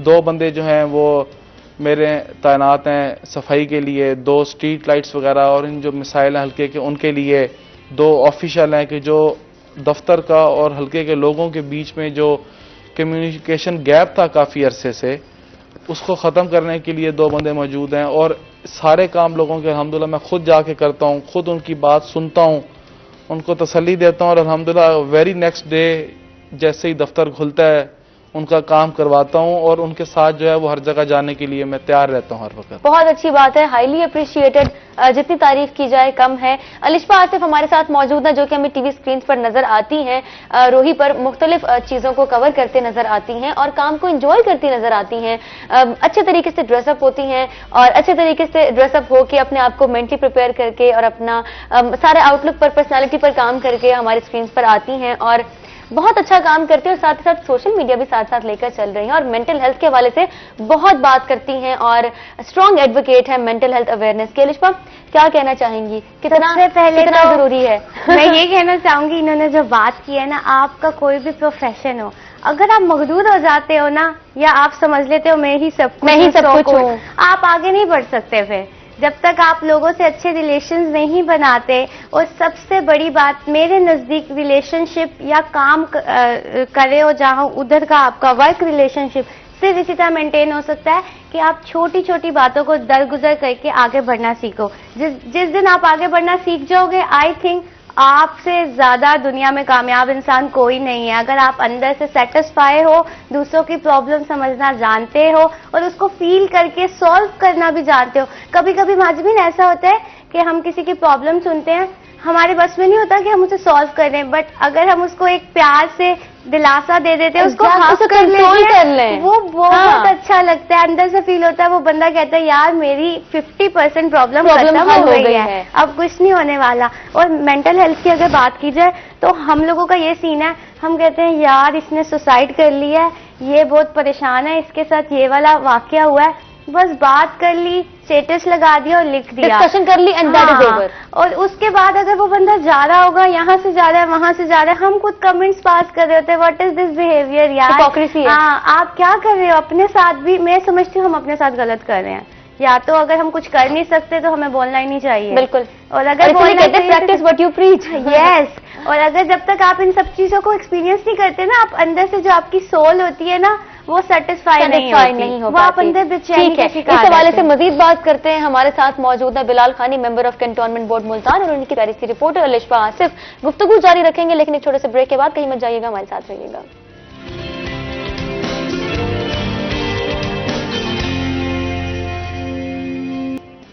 वेलकम बैक, आप देख रहे हैं रोही एट 10। ब्रेक के बाद हम आ चुके हैं वापस प्रोग्राम में। एक दफा फिर से आपको खुशामदीद कहते हैं। हमारे साथ मौजूद है अलिशबा आसिफ। अलिशबा आसिफ जो कि एजुकेशन सेक्टर की तमाम खबरें रिपोर्ट करती हैं, बहुत खूबसूरती के साथ रिपोर्ट करती हैं, बहुत ही प्यारे अंदाज के साथ रिपोर्ट करती हैं, और उन्हीं के साथ बिलाल खानी, member of cantonment board Multan. सब बातें हो गई, सारी बातें हो गई, पार्क्स की सिचुएशन रह गई। पार्क्स तो मैं समझती हूँ एंटरटेनमेंट का बेहतरीन जरिया। आपने वॉक करनी है, आपने पार्क में जाना है, आपने फैमिली के साथ टाइम स्पेंड करना है, आपने पार्क में जाना है। तो पार्क्स की सिचुएशन को कब बेहतर किया जाएगा? अलामा इकबाल पार्क हमारे सामने एक एग्जाम्पल है। मेरे हल्के में 2 पार्क्स हैं, एक लालक जान पार्क जो हमारे कैंट में CMH के बाहर है, हाँ जी, और दूसरा अलामा इकबाल पार्क जी। इन दोनों पार्क्स के हवाले से मैंने कमांडर को और चीफ एग्जीक्यूटिव ऑफिसर को रिक्वेस्ट की है कि इन दोनों पार्क्स में जो काम होने वाला है और जो बकाया है वो काइंडली इसको जल्द से जल्द मुकम्मल करें, ताकि हमारे हल्के के लोग जो हैं वो यहाँ आके बैठ सकें, वॉक कर सकें। अपनी जो एक वर्क के प्रेशर होता है और एक जो हर वक्त काम और जो जॉब वाले हैं वो आते हैं, तो कम से कम उनके लिए ये एक पीस का जो है वो एक जरिया बन जाए कि लोग आके यहाँ बैठें, एंजॉय करें, अपने फैमिली के साथ टाइम स्पेंड करें। तो इंशाल्लाह मेरी अल्लाह से भरपूर उम्मीद है कि नेक्स्ट बोर्ड मीटिंग में हम इन दोनों पार्क्स का मसला जो है वो रखेंगे और कमांडर पीसीबी को और सीईओ साहब को जो है वो रिक्वेस्ट करेंगे कि इनको जो है ना वो पास करें। ठीक है, बहुत खूब। एक है तिजारत, एक है सियासत, दोनों को साथ साथ लेकर चलना कितना मुश्किल है? दोनों को साथ साथ लेकर चलना इतना मुश्किल भी नहीं है। उसकी वजह यह है कि हम बचपन से ही जो है ना वो अपने वालिद को देखते आ रहे हैं और मैं एक चीज़ पे बिलीव करता हूँ कि team work is a dream work. जो टीम के साथ इंसान चलता है वो एक बहुत कामयाब इंसान होता है। जिस तरह मैंने आपको बताया कि मैं अंदर ये आदत नहीं कि मैडम मलिश्वा ने कहा कि मैं ही सब कुछ हूँ या मैंने ही करना है। मैंने अपने हल्के में जो 6 लोगों की टीम रखी है, एक्चुअली 6 लोगों की टीम नहीं है, तकरीबन इसके अंदर 25 से 30 लोग जो है ना वो काम कर रहे हैं। जिनको 2 लोग दिए हुए हैं वो आगे अपना टीम से काम करवा रहे हैं और हर तरफ जो है ना वो आप नहीं पहुंच सकते। ऐसा ही है। हर चीज को आप जो है ना वो नहीं कर सकते इकट्ठा, इसलिए बहुत सारी टीम्स हैं, बहुत सारी चीजें हैं जिनको इंसान साथ साथ लेके चलता है। अब हमारी जिस तरह इंसाफ फैब्रिक्स है, उधर एक टीम है, मेरे छोटे भाई दोनों एचईसन कॉलेज लाहौर से पढ़े हुए हैं, वो हैं, मेरे वालिद साहब साथ हैं, मैनेजर्स हैं, वो उस सारा सिस्टम को लेके चलते हैं। बीच में मैं भी अपना हिस्सा थोड़ा थोड़ा साथ साथ डालता रहता हूँ। अच्छी बात है। इसके अलावा जिस तरह हल्का है यहाँ मेरी टीम है, इसके अलावा कैंटोनमेंट बोर्ड के हमारे 700 मुलाजिम हैं, 700 एम्प्लॉयज़ हैं जो अपना अल्हम्दुलिल्लाह हर हल्के में जो है वो डिस्ट्रीब्यूटेड हैं। हमारे हल्के में भी जो है, क्योंकि सबसे बड़ा हल्का मेरा है, तकरीबन 5100 मेरे वोटर्स हैं माशाल्लाह, और सबसे ज़्यादा कारोबार इसमें है, सबसे ज़्यादा रेवेन्यू टैक्स इस हल्के से जमा होता है। और आप ये समझ लें कि ये 10 हल्कों की शहरग है, ये इतना मेन हल्का है हमारा। तो आई जस्ट बिलीव इन कि team work is a dream work. तो सब अल्हम्दुलिल्लाह साथ साथ लेके चल रहे हैं। बाकी पास का मसला इंशाल्लाह अल्लाह से उम्मीद करते हैं कि बहुत जल्द हल हो जाएगा। हर मैदान में यूनिटी बहुत इंपॉर्टेंट होती है। बिल्कुल ऐसे आपकी कोऑर्डिनेशन, आपके डिस्कशन, मशवरा करना, चीजों को डिस्कस करके फिर प्लान करना और फिर डिसीजंस लेना, I think this is very important. वैसे आपको कोई पॉलिटिक्स की तो हम हमेशा बात करते हैं, हर मैदान में कहीं ना कहीं पॉलिटिक्स शामिल है, वैसे आप पॉलिटिक्स को कैसे देखते हैं, किस नजर से देखते हैं? मुख्तलिफ लोग पॉलिटिक्स को मुख्तलिफ नजर से देखते हैं। ज़्यादातर आजकल ये जुमला मशहूर है कि सियासत में एक नशा है, सियासत में ये है, सियासत में वो और नेगेटिव पर्सपेक्टिव से और देखा नेगेटिव जाता है। हाँ बिल्कुल नेगेटिव पर्सपेक्टिव से देखा जाता है। लेकिन मैं इस चीज़ को ऐसे नहीं समझता। जब आप सियासत में आते हैं, लोगों की खिदमत करते हैं, तो वो एक जज्बा, एक करेजमेंट ज़रूर है और इंसान का दिल चाहता है यार मैं करूँ। जो जिस नीयत से आता है वो उसका फल पाता है। बिल्कुल ऐसा अगर ही मैं आया हूँ और मेरे अंदर ये ख्वाहिश है कि मैं लोगों का काम करूँ और मैं लोगों की हेल्प करूँ और लोगों के साथ खड़ा हूँ, तो मैं इसी चीज़ में अल्हम्दुलिल्लाह कामयाबी हासिल करूँगा। बहुत अच्छे। जो इसको नेगेटिव साइड पे लेके जाएगा वो नेगेटिव तरीके से चलेगा, जो पॉजिटिव साइड पे लेके जाएगा वो पॉजिटिव तरीके से चलेगा। तो कौन सी पॉलिटिकल पार्टी अभी करंटली आपको पसंद है, जो आप समझते हो कि हाँ ये ठीक है? इलेक्शन तो मैंने आज़ाद लड़ा है जी, और अल्हम्दुलिल्लाह आज़ाद हैसियत से जीता हूँ। मेरे मुकाबले में जो है वो पीटीआई थी, पीएमएलएन के कैंडिडेट्स थे मेरे मुकाबले में। लेकिन अल्हम्दुलिल्लाह आप ये देखें कि मेरे हल्के में जो है ना वो सिटिंग एमएनएज, एमपीएज, मिनिस्टर्स, इन सब की जो है वो इन्वॉल्वमेंट मेरे हल्के में थी। लेकिन अल्लाह मियां ने मुझे बड़ी इज़्ज़त बख्शी और सब चीज़ें और स्क्रीन के पीछे कुछ होता है, स्क्रीन के आगे कुछ होता है। बिल्कुल ठीक। लेकिन मेरे वालिद साहब की इसमें जो है ना वो बहुत मेहनत है। अल्लाह का फजल और करम तो सबसे पहले, लेकिन मेरे वालिद साहब की इसके अंदर बहुत मेहनत है कि जो उन्होंने अपने इलेक्शन लड़ने के बाद से आज तक, मेरे इलेक्शन लड़ने के दिन तक लोगों के साथ जो ताल्लुक रखा, जो लोगों के साथ प्यार मोहब्बत रखा, ये मुझे उसका रिवॉर्ड मिले। बहुत खूब। हमारे साथ कॉलर हैं वसीम मुल्तान से। अस्सलाम वालेकुम, कैसे हैं आप? अल्लाह का शुक्र है। क्या कहना चाहेंगे? मैं ये बताना चाहता था कि बिलाल खानी ने ईस्टर्न कैंट हल्का नंबर 5 में ऐसे काम कर रहे हैं जैसे रेस्क्यू काम कर रही हो। तीन जगह लोगों के घरों के ये मसाइल के मोहल्लों के मंजोदारों बने हुए थे, नालियों का सिस्टम, फ्लश में सारा सेविंग का सिस्टम वो सीधा हो चुका था। और हल्का नंबर 5 में जितना काम हो रहा है, मेरा ख्याल पूरे 10 हल्कों में काम नहीं हो रहा। इनकी अपनी इंटरेस्ट और इनकी लगन और इनके वालिद साहब का जो मंशूर था और इनका मंशूर है, उससे ये इतना जबरदस्त काम कर रहे हैं कि हर जगह से। बहुत शुक्रिया वसीम मुल्तान से हमारे साथ मौजूद थे। एक लीडर जो होता है उसकी सक्सेस ऐसे मेजर होती है अवाम के पॉजिटिव फीडबैक से। तो अवाम का फीडबैक कितना इंपॉर्टेंट है? अवाम का तो आप देखें कि अवाम के वोट से ही तो इज्जत मिलती है इंसान को। अवाम का फीडबैक तो बात की बात है कि इंसान जो जीत कर आता है, जो इलेक्शन में हिस्सा लेता है और जो जीत के आगे आता है, उसको वो एक अवाम का प्यार मोहब्बत। और अल्हम्दुलिल्लाह मैं जब भी जाता हूँ मेरे हल्के के लोग, दुकानदार और जितने वहाँ रहते हैं उनका फीडबैक अल्हम्दुलिल्लाह बहुत अच्छा है। और मैं पूरी उम्मीद रखता हूँ कि अल्हम्दुलिल्लाह लोग जो हैं वो मुझसे हल्के के बहुत मोहब्बत रखते हैं, मेरे वालिद से, और मुतमईन है अल्हम्दुलिल्लाह। माशाल्लाह। Alishba, being a female reporter, news reporter, start में इनिशियल लेवल पर कितनी चैलेंजिंग रही?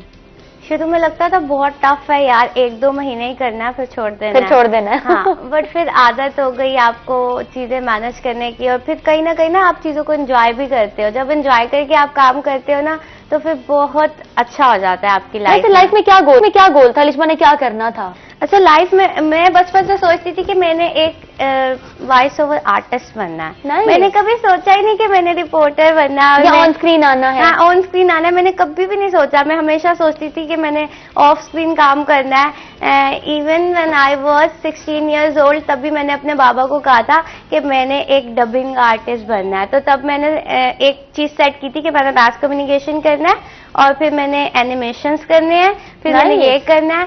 बट इसके साथ साथ मैं डिफरेंट कोर्स भी करती रहती हूँ। रिसेंटली भी मैं एक कोर्स कर रही हूँ एनिमेशन से रिलेटेड, जिसमें एनिमेशन बनाना सिखाते हैं। तो वो एक आपका सुबह आना, डिफरेंट चीजें करना, रात को जाना, कुछ और करना, तो बहुत मजा आता है। क्योंकि अगर आप अपनी लाइफ को जितना बिजी रखते हो ना, उतना आप ओवर थिंक नहीं करते। और जब आप ओवर थिंक नहीं करते ना, तो आपको आराम से रात को नींद आ जाती है। और आपकी नींद सबसे ज्यादा इंपॉर्टेंट। अपनी स्पेस है काम से हटके, अलिशबा की वो मी टाइम, वो पर्सनल स्पेस क्या होती है? क्या चीजें शामिल है स्पेस में? मेरा ये है कि मेरे जो बाबा है ना वो मेरे बेस्ट फ्रेंड है। मैंने कभी घर में सुना नहीं कि अपने बाबा की जोर से आवाज सुनी हो। जैसे कि मैंने कभी मैं कॉलेज में होती थी तो मैं सुनती थी लड़कियां अपने फादर से बहुत डरती हैं। यूजली ऐसे ही होता है, मगर मुझे लगता है जब फादर और डॉटर का रिलेशनशिप होता है ना, वो बहुत अच्छा होता है। तो आजकल वो बाहर होते हैं, आजकल वो आए हुए मुल्तान में।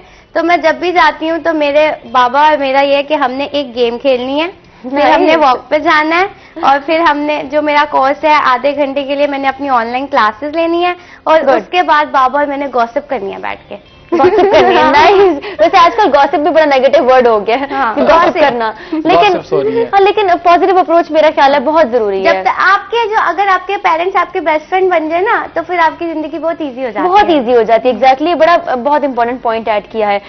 बस आखिरी चंद ही मिनट्स हैं हमारे पास। बिलाल खानी क्या कहना चाहेंगे?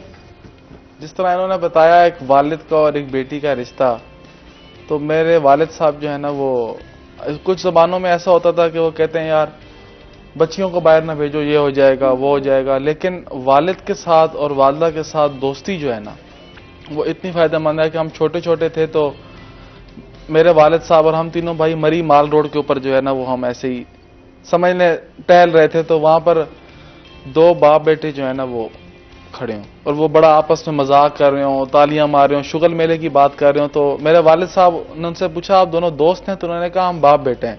उससे पहले हमारे वालिद साहब थोड़े से सख्त तबीयत के थे हमारे मामले में, वो चेंज आया। लेकिन वहां से एक ऐसा चेंज आया कि अब जिस तरह होता है कि बंदा जाकर अपने दोस्तों को बात शेयर करता है, बताता है, कोई गलत काम करता है तो दोस्तों के साथ वालिदैन से छुपाता है।